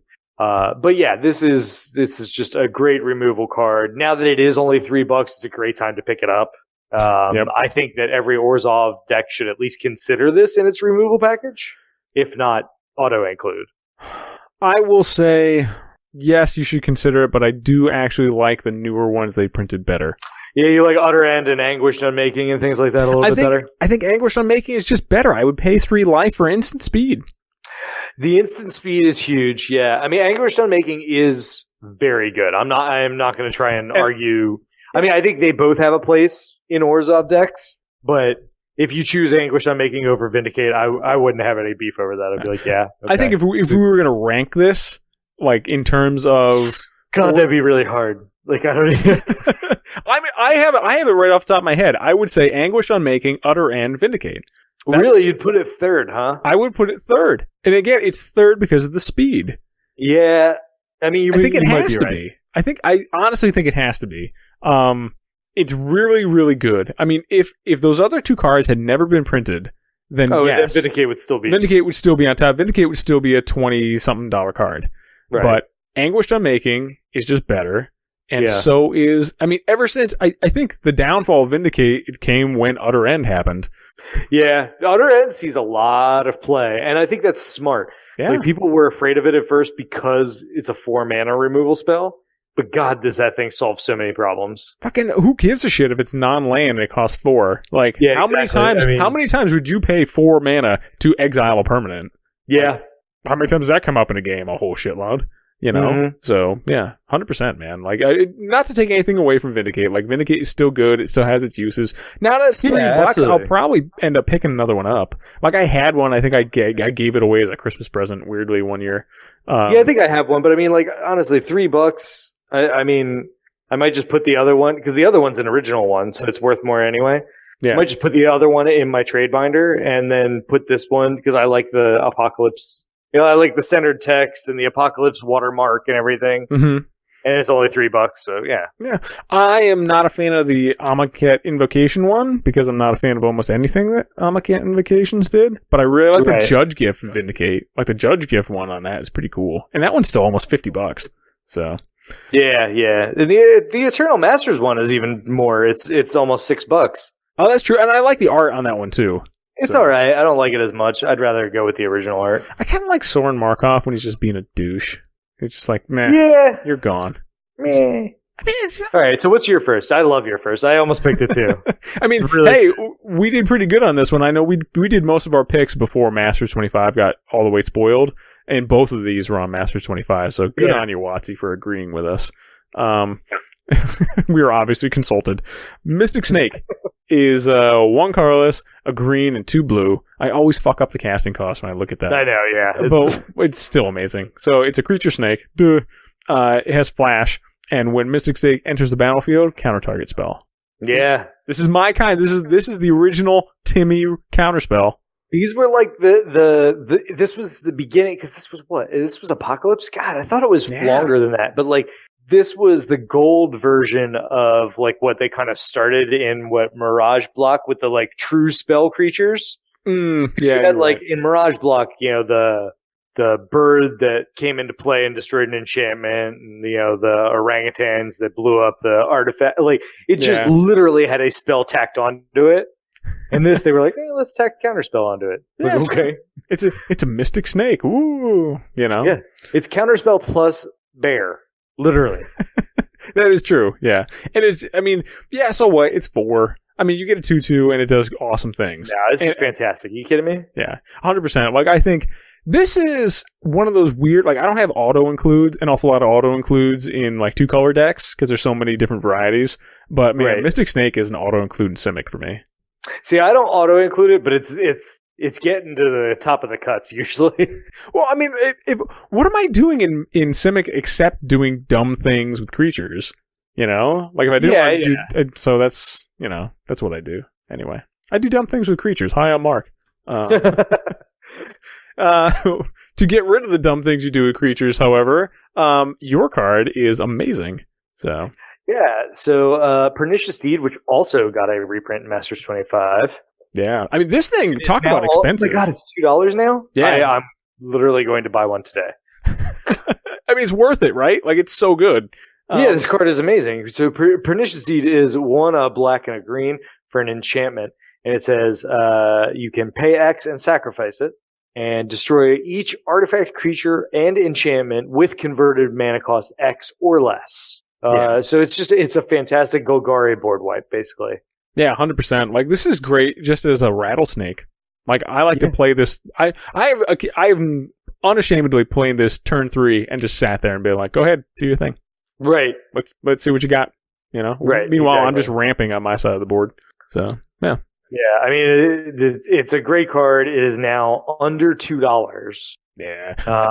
This was another one that was wicked expensive. This was more expensive, I think, than Vindicate for a while until Conspiracy came out. This was in the 20s, yeah. Yeah, and then Conspiracy came out, dropped it down to like a $5 card, which it still is in the Vindicate version. And I picked up at least one when Conspiracy came out. Right, and I didn't. So now I'm like, $2, I'm picking it up. Yeah, like this isn't. It'll go back up over time because the next time they reprint it will probably be a while. Yeah, I would imagine. I mean, now that it's down to the point, as amazing as this card is, this did not need to be anywhere near a $20 card. Like, I was fine with it being $5, as like a $5 rare, but as a $2 rare, like, I can see it being 10 or something like that. But yeah, $2 rare is perfect. Yeah, go buy it, people. Let's see, what was the one I had? What's my last one? Yours is a pretty standard. I wonder if you've ever heard of this card. I don't know. This is a rare deep cut for me. Phyrexian Arena. Still a $7 card, even though it's been reprinted a ton of times. I know. I was just looking at how many times it was reprinted. I forgot that it for donkulous amounts of times, right? I think honestly at this point you just have to decide like what art you want because they're all around the same. Yeah. Anyway, Phyrexian Arena, you've probably heard of this. 1 colorless and 2 black enchantment. At the beginning of your upkeep, draw a card and lose 1 life. Play this card in black. Hot take. My favorite art is... I don't know what else to say. 8th and 9th edition. 8th or 9th edition? Or Plane Chase edition. So. Let's see. Okay, 8th. All right. And 8th and 9th are the same art. Yep. Well, that's what I mean. I said 8th or 9th. Oh, I'm sorry. I thought you were asking me. No. I'm telling you. This is. I'm just telling you which art you should like, Adam. This is the art. I mean, I do like the Apocalypse art only because it's like a important story point. I give 0 shits about the story.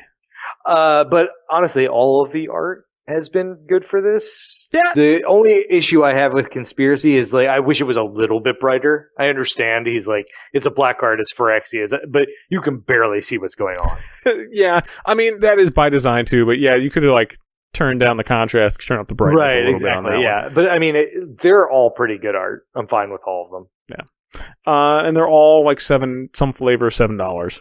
Yeah, exactly. I mean, like, if you have $7 spare and you don't have one, it's probably a decent investment. I mean, I have, like, obviously, I think anyone who plays Commander and plays Black has, like, multiple copies of this, but it still bears repeating it's one of the best cards, I think. One of the best card draw spells, I think, in Magic. Best card draw enchantments, definitely. Yeah. I mean, it's right next to Ristic Study. Yeah, really good. Not anywhere near as annoying, either. So. Moving on to Odyssey. Unless you're keeping track of life. Fuck it. Who cares? You got 40 of them. You're good. Odyssey was really good. Like, I went back and I'm like... Yeah, I mean, it like, I found a lot of cards. And I was like, oh, that's a good card. That's a good card. I almost put, like, the entire, like, Filterland set on there. And, like, I almost put a whole bunch of dumb things on there, too. But, like, Odyssey had a lot of cool cards, man. Right. So, including the one that you're going to start off with. Yeah, so this one is after... An Invocation and an Eternal Masters reprint is still over $10. Yeah. And it is Entomb. 1 black and an instant. Search your library for a card, put that card into your graveyard, and then shuffle your library. A card, not a creature card. Important to note. Mm-hmm. Though you're almost always using it on a creature card, and then you are exhuming next turn. Yes. And it's at instant speed, so like people don't necessarily see it coming. You can just do it at end of turn. It's fantastic. Entomb is an amazing card. I love it. Yeah, it's real good. Yeah.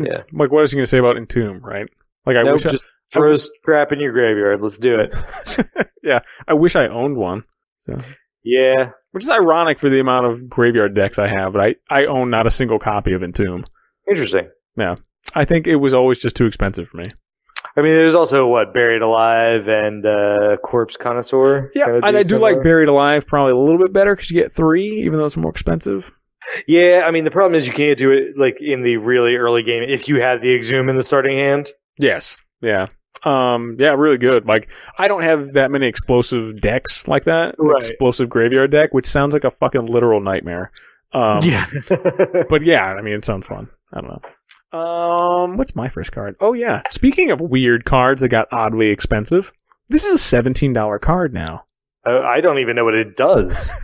So I'm typing it in right now. Patron Wizard. And it must have gone up because of $17. I know, this is so fucking ridiculous. It must have gone up because of the weird Commander Wizard deck, right? Yeah, like, I guess. It had to have, because it's never been reprinted. It could stand. Yeah. It could stand up a reprint because it's not on the reserve list, just like all the ones we're talking about now. We're past the reserve list nonsense. Wizards. Yeah, thankfully. Yeah, so just fucking pick one out. I could have sworn this was going to come out last year in the Commander set. But how is this $17? This is a $2 card. This used to be a $2 card. I wish I could still be a $2 card. I wish I could see the graph on this, like when it just fucking spikes up to the like. Tell me somebody wasn't speculating like a motherfucker on this thing. Oh my goodness. Anyway, 3 blue, Patron Wizard. He's a creature wizard. Tell me if you didn't see that one coming. 2/2, tap and untap wizard you control. Counter target spell unless its controller pays 1. But, yeah. I mean, it does a thing. It does the thing. Amazing. This again falls into the this is Mark's kind of counterspell. Like this. Yes, I play this in decks where I play a lot of wizards. It's usually in like a Merfolk deck or something. I'll throw this guy in, or I'll throw him into other things where I'm playing with creature types, and all of a sudden I've got wizards, and suddenly wizards.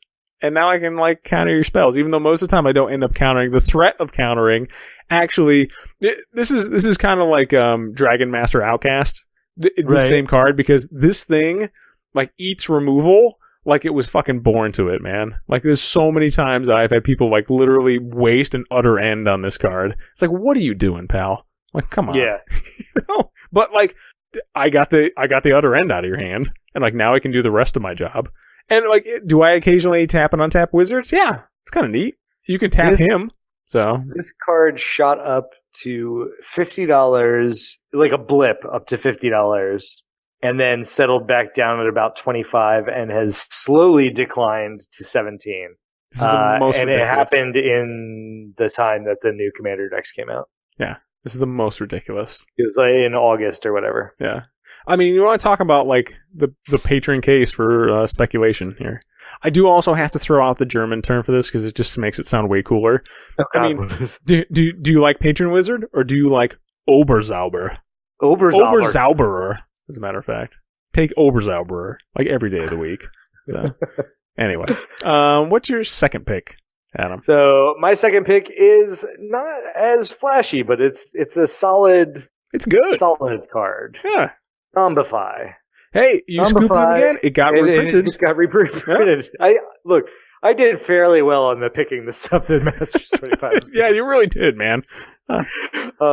So it's a 4 mana, so 3 and a black sorcery that says return target creature card from your graveyard to the battlefield. It's, is it Breath of Life or what is the white version? Oh, yeah, there's a Breath of Life, and then there's, I forgot, there's another one. There's a couple things that do that. Yeah, but, I mean, it's your basic Reanimator spell. If you want to build a Reanimator deck, not be super sad about it. Like, there's certain cards, Sepulchral Primordial, I can't say that word, apparently. Zombify. There's definitely cards out there that can do it for a not that huge cost. You don't always have to buy, well, I was going to say Recurring Nightmare, but that's banned anyway. So yeah. Also, you'll play by the rules. But yeah, go ahead and play by those rules unless you have your own rules, and then do that. Sure. I really dig. I'm not usually one to get like those special promo cards, but man, check out the Magic Player Rewards special version of Zombify. That thing is fucking dope. Oh yeah, I love the textless ones as long as it's a card that could be textless. Yeah, like Zombify cryptic command drives me insane. Yeah, like even something like a text, like I have a textless Fireball, which I think is just really cool. But like even then, I always forget that you have to pay one more for each target beyond the first, and goofy stuff like that. Like so, I tend not to play it. But something so simple like Zombify, it's like I turn this into a zombie for 4. And I wouldn't play the Fireball not because I wouldn't remember it, but because I would actually explain it to people. Because nobody remembers how Fireball works. Yeah, no one does. And so I'd explain it, and they'd be like, "That's not how that works." Yeah, like, okay, let's look it up. Yeah, but you don't need to explain Zombify, right? And I really dig the art on this one. It's kind of cheesy and weird. It always reminds me of the Brothers Hildebrandt, but it's not. Yeah. So yeah, I don't know. I really dig it. I don't know if I'm down with the new one. I'm okay with the new one. I was actually just looking at it. I was like, that's not bad. Yeah, I guess. It's just the old bird dude's coming back to life. I'm like, all right. Yeah. All right, so what is your last card from Odyssey? Yeah, buddy. This has to be, honestly, probably my favorite red enchantment of all time. Price of Glory. He's a 2 colorless and a red. This card. See, this, as opposed to Citadel of Pain, is actually... doing what you wanted to do. You're right. Citadel of Pain is fucking goofy. Again, it was fucking Nemesis or whatever it was. Come on now. But Price of Glory, whenever a player taps a land for mana during another player's turn, destroy that land. See? Yeah. It's real good. It's real good. The amount of cursing that I've had when people read this card and it's oh, fuck yourself, Mark. And I'm like, yeah. It makes me smile every time I play this card. Yeah. No, this is actually a very good card. Especially if you know that you're not interacting on that axis. If you just take a look at your deck and you're like, I am 95% on my turn. Yeah. And it's either this or Vidalcan Ori. I might actually just put this in. Yeah, man. I mean, it's great. I've had people destroy the lands too. I've had people just be like, all right, I'm going to make the play. You give them the choice. If they ramp a whole bunch and they're like, I need to do it. Yep, and it's usually the mono green players, fuck it, I'll sacrifice a couple forests. So, yeah, man, it's interesting. I haven't had this come up. I haven't played the 2 decks I have that have Price of Glory in it since Titania has been a thing. But I wonder if that's not you're just helping them at that point. Right. But I don't know. Price of Glory. It's an amazing card. It's only $5. It's an uncommon. So, you should play it. Yeah, absolutely. Next one. Adam, how did we both manage to pick 4 cards from Torment, but none of them were, the Coffers? Neither of them were Cabal. Coffers? Yeah. Which is honestly the best card from Torment. Let's be honest. Yeah. Yeah. It's really, so really this was I was listening to a podcast once, and they said, this is kind of cool. I have been meaning to try this out in real life. Or like if you want someone to rate something and give you honest opinions, you say, hey, how much did you like this thing on a scale of 1 to 10? But without using the number 7. Because then most people will say 7 because they want to be nice, Right. But if they say a 6 or an 8, what they really feel like. So I feel like this is something, I think this is something like this, because how would you pick 4 cards from Torment that aren't Cabal Coffers? And I think that's a more interesting question than what are your favorite 4 cards from Torment? I think there was, you're probably right. I think there was a little bit of me that was still trying to figure out what was going to be a Masters 25, and I knew for a fact they were not going to reprint Cabal Coffers. Yeah, so, I mean, I also don't think they need, you don't need to come to us to the hot take that, hey, maybe you should throw Cabal Coffers in a blind. Right. That's not interesting. Cabal Coffers. You know how when you look on EDH Rec and you find a black deck and all of them have that? Yeah. I wonder if that's good. Yeah. Right. Play Swords to Plowshares in white. Yeah, hot take. But your first card is really cool, and I want to play more of it. So yeah, I mean, I play it in my this is part of an infinite combo. Yeah, so that's why I like it. But Croson Restorer is 2 and a green for a human druid, 1/2, and it says tap to untap target land, which is fine on the surface. I mean, it's like ramp creature can untap your Maze of Ith. Or Threshold, you tap it and untap up to 3 target lands. Yeah. So Threshold means you have 7 or more cards in your graveyard. Anyway, this with Threshold plus Maze of Ith and any other mana-producing land makes infinite mana. Ooh, I did not know that combo. Yeah, it's so you have to be able to use the mana during your combat step. Oh, that's the way that it works, because it works with Argovian Elder. I don't remember the other card, but it untaps 2 lands. But this basically, you attack with it, okay? Mm-hmm. And then you untap it with Maze of Ith. Oh, interesting. Huh. Okay? Which doesn't remove it from being an attacking creature. It untaps it and prevents all the combat damage that it would be dealt by it. But it's still technically an attacking creature. Huh. So at which point you can tap it to untap the Maze of Ith and 2 other lands, and then repeat. Huh. Okay. But you have to use it all during your combat step. Yeah, because it empties after that phase, yeah. So. Interesting. Okay. Would you ever... Maze of Ith and Helix Pinnacle, done. Yeah, okay. I mean, do you think it's worth it if you were going to do that combo to throw in I think it's Upwelling, where mana pools don't empty during mana? Yeah, you could do something like that if you're if more worried about it, or just thing. Add things in like Vidalcan Ori, so that you can play like a Gen Wave during your combat step or something. Sure. Yeah. Or you just want to win. It's after you've declared attackers, but before blockers, so you could even pump it into a Court of Calling to get your Crater Hoof at instant speed. Okay. All right. So I mean, it's got a little I like it because it's interesting design. I like Threshold as a mechanic personally more than Delirium. Okay, I can go with you on that. And it's a druid. I mean, I have a druid deck that does tons of this stuff. So. Yeah, it does druid things. So yeah, what is your card? So my card is this is another one that I found via Commander Cast, like many of my other. I like this card. It's really interesting. It really is, and it's still only like $1.65. It's a rare out of Torment. And I keep waiting for this thing to get reprinted. It never fucking does. Radiate is 3 colorless and 2 red. It's an instant for 5. That sounds bad off the top. Until you read what it does. So you choose target instant or sorcery spell that targets only a single permanent or player. Copy that spell for each other permanent or player that spell could target. Each copy targets a different one of those permanents and players. Yeah. Yeah.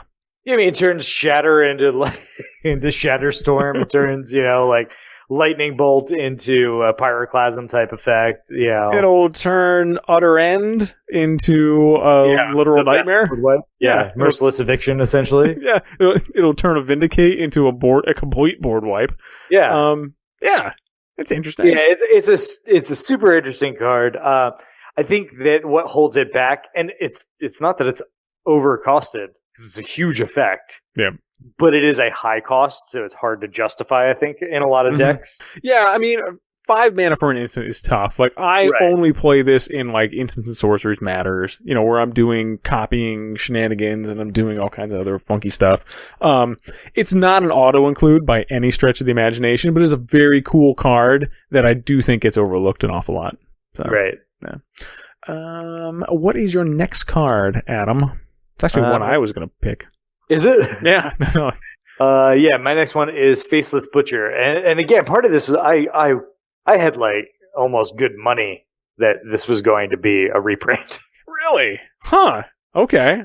That's interesting. Because, like, I mean, this card has had like moments, you know, in Magic. But it has. Faceless Butcher is a 2/3 for 2 black nightmare horror. When Faceless Butcher enters the battlefield, exile target creature other than Faceless Butcher. When Faceless Butcher leaves the battlefield, return that exiled card to the battlefield under its owner's control. So I believe that Faceless Butcher, please correct me if I'm wrong, I believe it works the way that O-Ring works, meaning that you could trick it. Yeah, the same way that like Mesmeric Fiend works. Right, exactly. Yeah. So this is the one where you can basically just like exile, sack it, get 2 mana off your Ashnod's altar, and you just exile a creature? Yeah. Yeah, I mean, like that's amazing. So it has a lot of nice synergies. Other than that, it's just, I mean, you know, it's an O-Ring effect in black, which is kind of where they started. So it's nice to see it back in there. It's nice to give black a little bit of reach there. It is only against creatures, not against other permanent types, which is a shame. But yeah, I mean, basically it's like decent value creature. You could do it to one of your own creatures if you know that you're going to board wipe in the next couple turns and you just want something left over. Yeah, I like it. There is possibly the strangest ruling I think I've ever seen for a card. A, because I know I'm not smart enough to figure out how this works. So I'm just going to read this, Adam. 3 Faceless Butchers cast in succession with no other creatures on the battlefield will result in an infinite loop, and the game won't be a draw unless a player somehow interrupts the loop. I love that. What the fuck? I mean, you play the first one, and it can't trigger its ETB. Okay. You play the second one, triggers ETB, exiles the first one.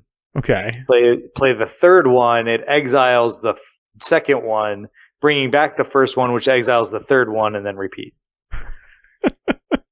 I like it. There's no way to do it in EDH, so whatever. But I mean, like, can't you? I feel like that would be either the stupidest win con or the most amazing win con if you could actually pull it off. It's not a win con, you draw the game. Well, I mean, hey, all right, I guess a way to end the game. Forced infinite loops are always a draw. Oh, so you can't even like scoop out of them? No, I guess you couldn't because you couldn't interrupt it. Man, that's stupid. If there's a forced infinite loop that nobody can interact with and it has to continue going, then it's a draw automatically. Huh. Okay. Yeah. If it's an infinite loop that you can go infinite, then you have to name a number. But if it definitively goes infinite, then it's a draw. Huh. Interesting. That's really dumb. But like, I kind of really like it. All right, well, because you essentially break the game. Yes, I like breaking the game. You broke the game. It's a draw. Let's start over. This makes me want to do this on Moto. I know. Fair enough. Yeah. Anyway. All right. My next card is actually a card I've come to recently. As I didn't realize it was a card, but now I put it in a bunch of black decks, and it's really dumb. This is either. So. Yeah. Last Laugh. Last Laugh is 2 colorless and 2 black. I'm sure I must have talked about this at some point because I was playing a lot of this over the summer. 2 colorless and 2 black enchantment. Whenever a permanent other than Last Laugh is put into a graveyard from the battlefield, Last Laugh deals 1 damage to each creature and each player. When there are no creatures on the battlefield, sacrifice Last Laugh. So I like this in situations where I'm obviously getting some death triggers. Normally when I'm gaining some kind of life on something else, and I'm just like this in Vampiric Rites, you know. Yeah, does my stuff. Or even just like any sack outlet and like Marin kind of thing. Yeah, you know. So again, this goes along with that primal growth type thing. Like you have to put it in the right deck. Yeah. But I like the symmetrical effect. Like I like that pestilence effect, which just brings down life totals, makes it a little easier for me to win, and I can control it. Right. You put a stuffy doll out so that never dies, so that Last Laugh never goes away, and then you just amplify the amount that you're dealing to everybody. Yeah, there you go. Yeah. There are ways to be dumb with this card, and it's only 50 cents. So. Yeah, it's interesting. I don't have a good idea off the top of my head exactly where it goes or exactly what that build looks like. It's almost too build around for an enchantment. Yeah, and that's the other thing too. It's like it's kind of wants to be a pestilence, but it's not quite a pestilence. And then because I love pestilence. Yeah, right? And so, like, if you like Pestilence, like, effects, and I had found this because I was looking for other, between Pestilence and Pyrrhemia, like, you're not going to get a whole lot of other ones. Right. You got, like, Cyclone and Green or goofy shit like that, but that's back when the color pie meant absolutely nothing. Last Laugh is just a neat little extra thing, and it's one of those weird cards that kind of doesn't come up a lot. So yeah. And that one rounds out Torment. So...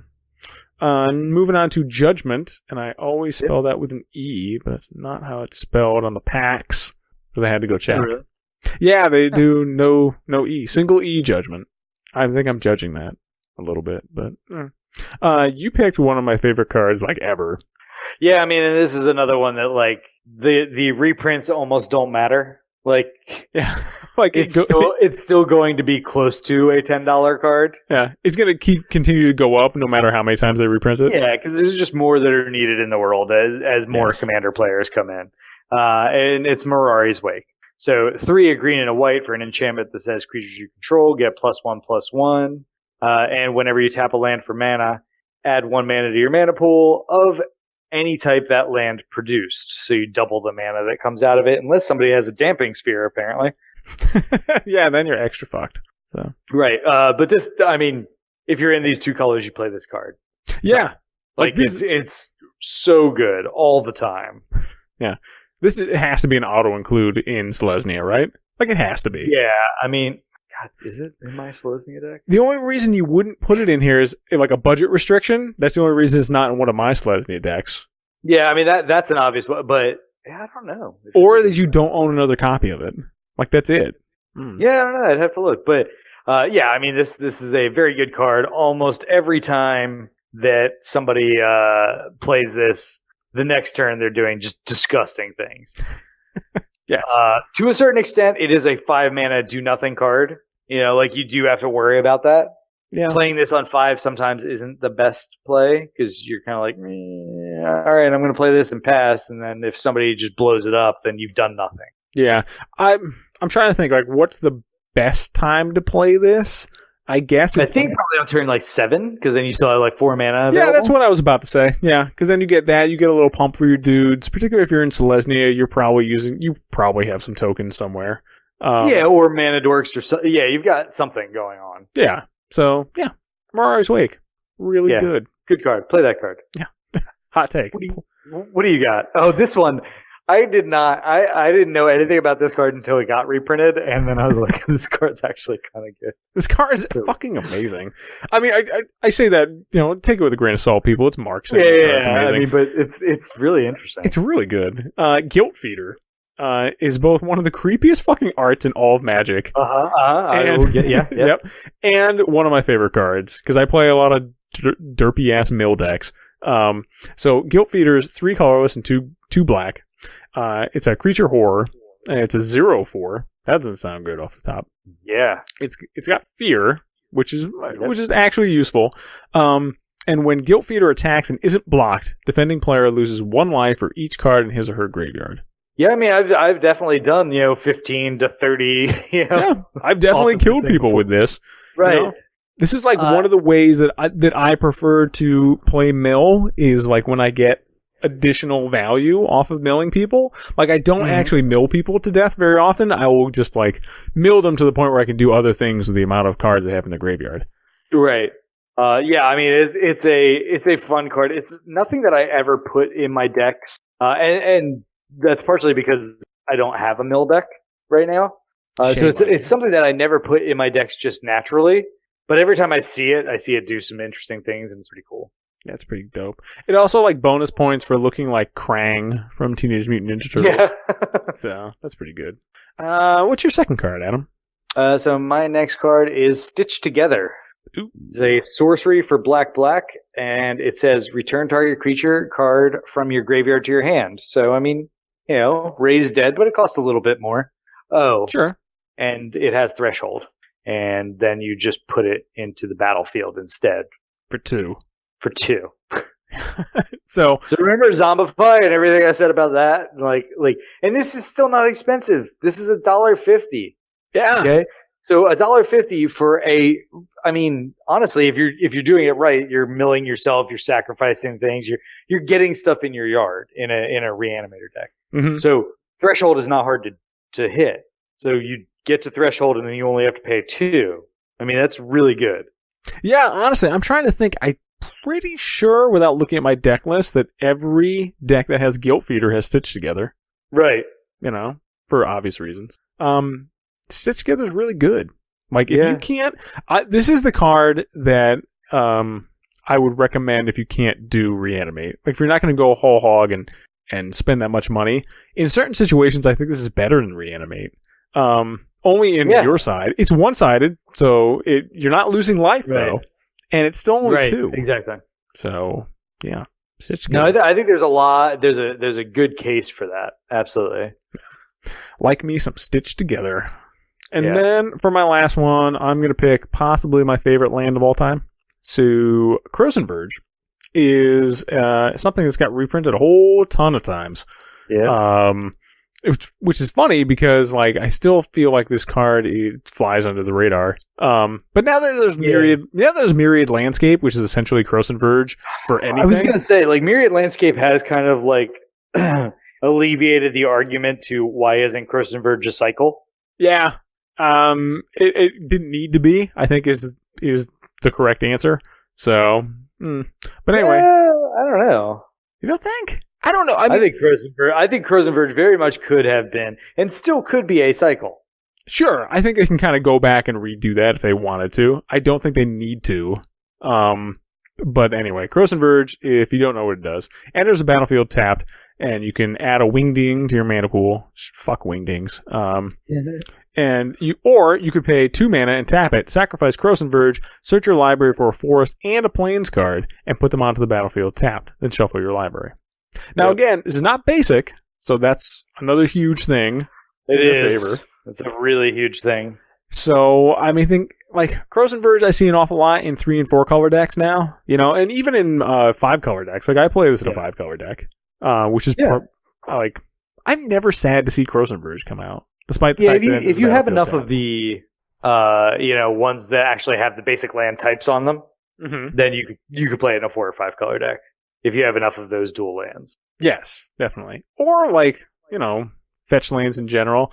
This isn't as good as a typical fetch land, but it's a really good... it's a really good budget option for a fetch. So. Absolutely. I mean, this card is very good. I think they honestly should make a cycle out of it still, because while Myriad Landscape is able to be played in every deck, Myriad Landscape only looks for basics, and they have to be the same kind. It's true, yeah. Myriad Landscape does have a significant downside. I've actually taken Myriad Landscape out of a couple of decks recently because I haven't been super happy about the way it's restricted. Croson Verge does not have those restrictions and is better for it. Yeah, I use Myriad Landscape primarily only in monocolor decks. Sometimes I'll put it in a 2-color deck, but I don't think I would go further than that. Whereas a Croson Verge type cycle, I would put in... I mean, because if you're in a 4-color deck, you can get all 4 of your colors off this. Yeah. Right? I mean, like, you just go and get, a Trop Island and a whatever the other half of that would be. I mean, hey, not even that. Like, this honestly makes the case for budget mana bases even better, because a lot of the, I forgot the name of the cards because it doesn't fucking matter, but the ones with the basic land types who have been printed recently, a couple of them come in tapped anyway. So, right. Or most of the time or something like that. Right, yeah. So, you might as well throw those into a deck, like throw them into a Bant deck or a Naya deck or whatever with Croson Verge, and you're getting super value off it anyway, and you're not setting yourself back any more turns than you already would be. Croson Which Verge. is exactly what I say. I mean, like, this really should just be a cycle. Because they're only going to end up being 50 cents like this. Yeah. And it helps... players who may have just gotten into it, recently have diverse but decent mana bases. Yeah, I'm not going to argue that it shouldn't be a cycle. Like, I love me some lands. I was just fucking arguing for layers earlier in the podcast. So I was going to say, like, I mean, if you if you want to condone playing layers, then I think we need to shoot for Crows and Verge cycle more. Sure. Yeah, we can advocate for Crows and Verge. Look, man, I do what I can with what I have. All right? Yeah, fair enough. This is the thing I have is the layers. I wish I had... If I had a Demir Crows and Verge, that'd be fucking awesome. Like, I want to search up islands, and that would be I would totally play that. Expensive. Are you kidding me? Yeah, 100%. Like, I would play that in anything. I would play, like a mountains mountains and swamps too. So, yeah, go for it. I don't know. Make some Crows and Verge, Watsies.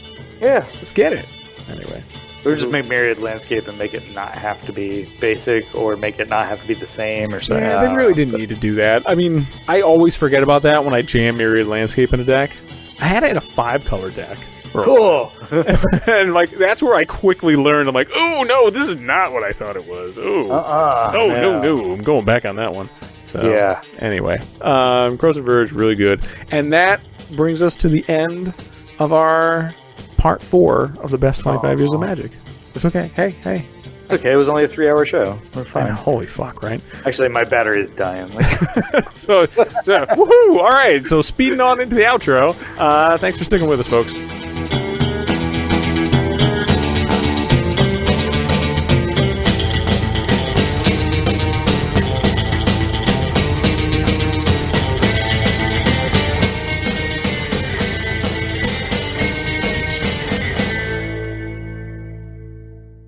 Outro, because your battery's dying. Right. I just looked at it, and it's like, that sliver stage. Nice. All right. So.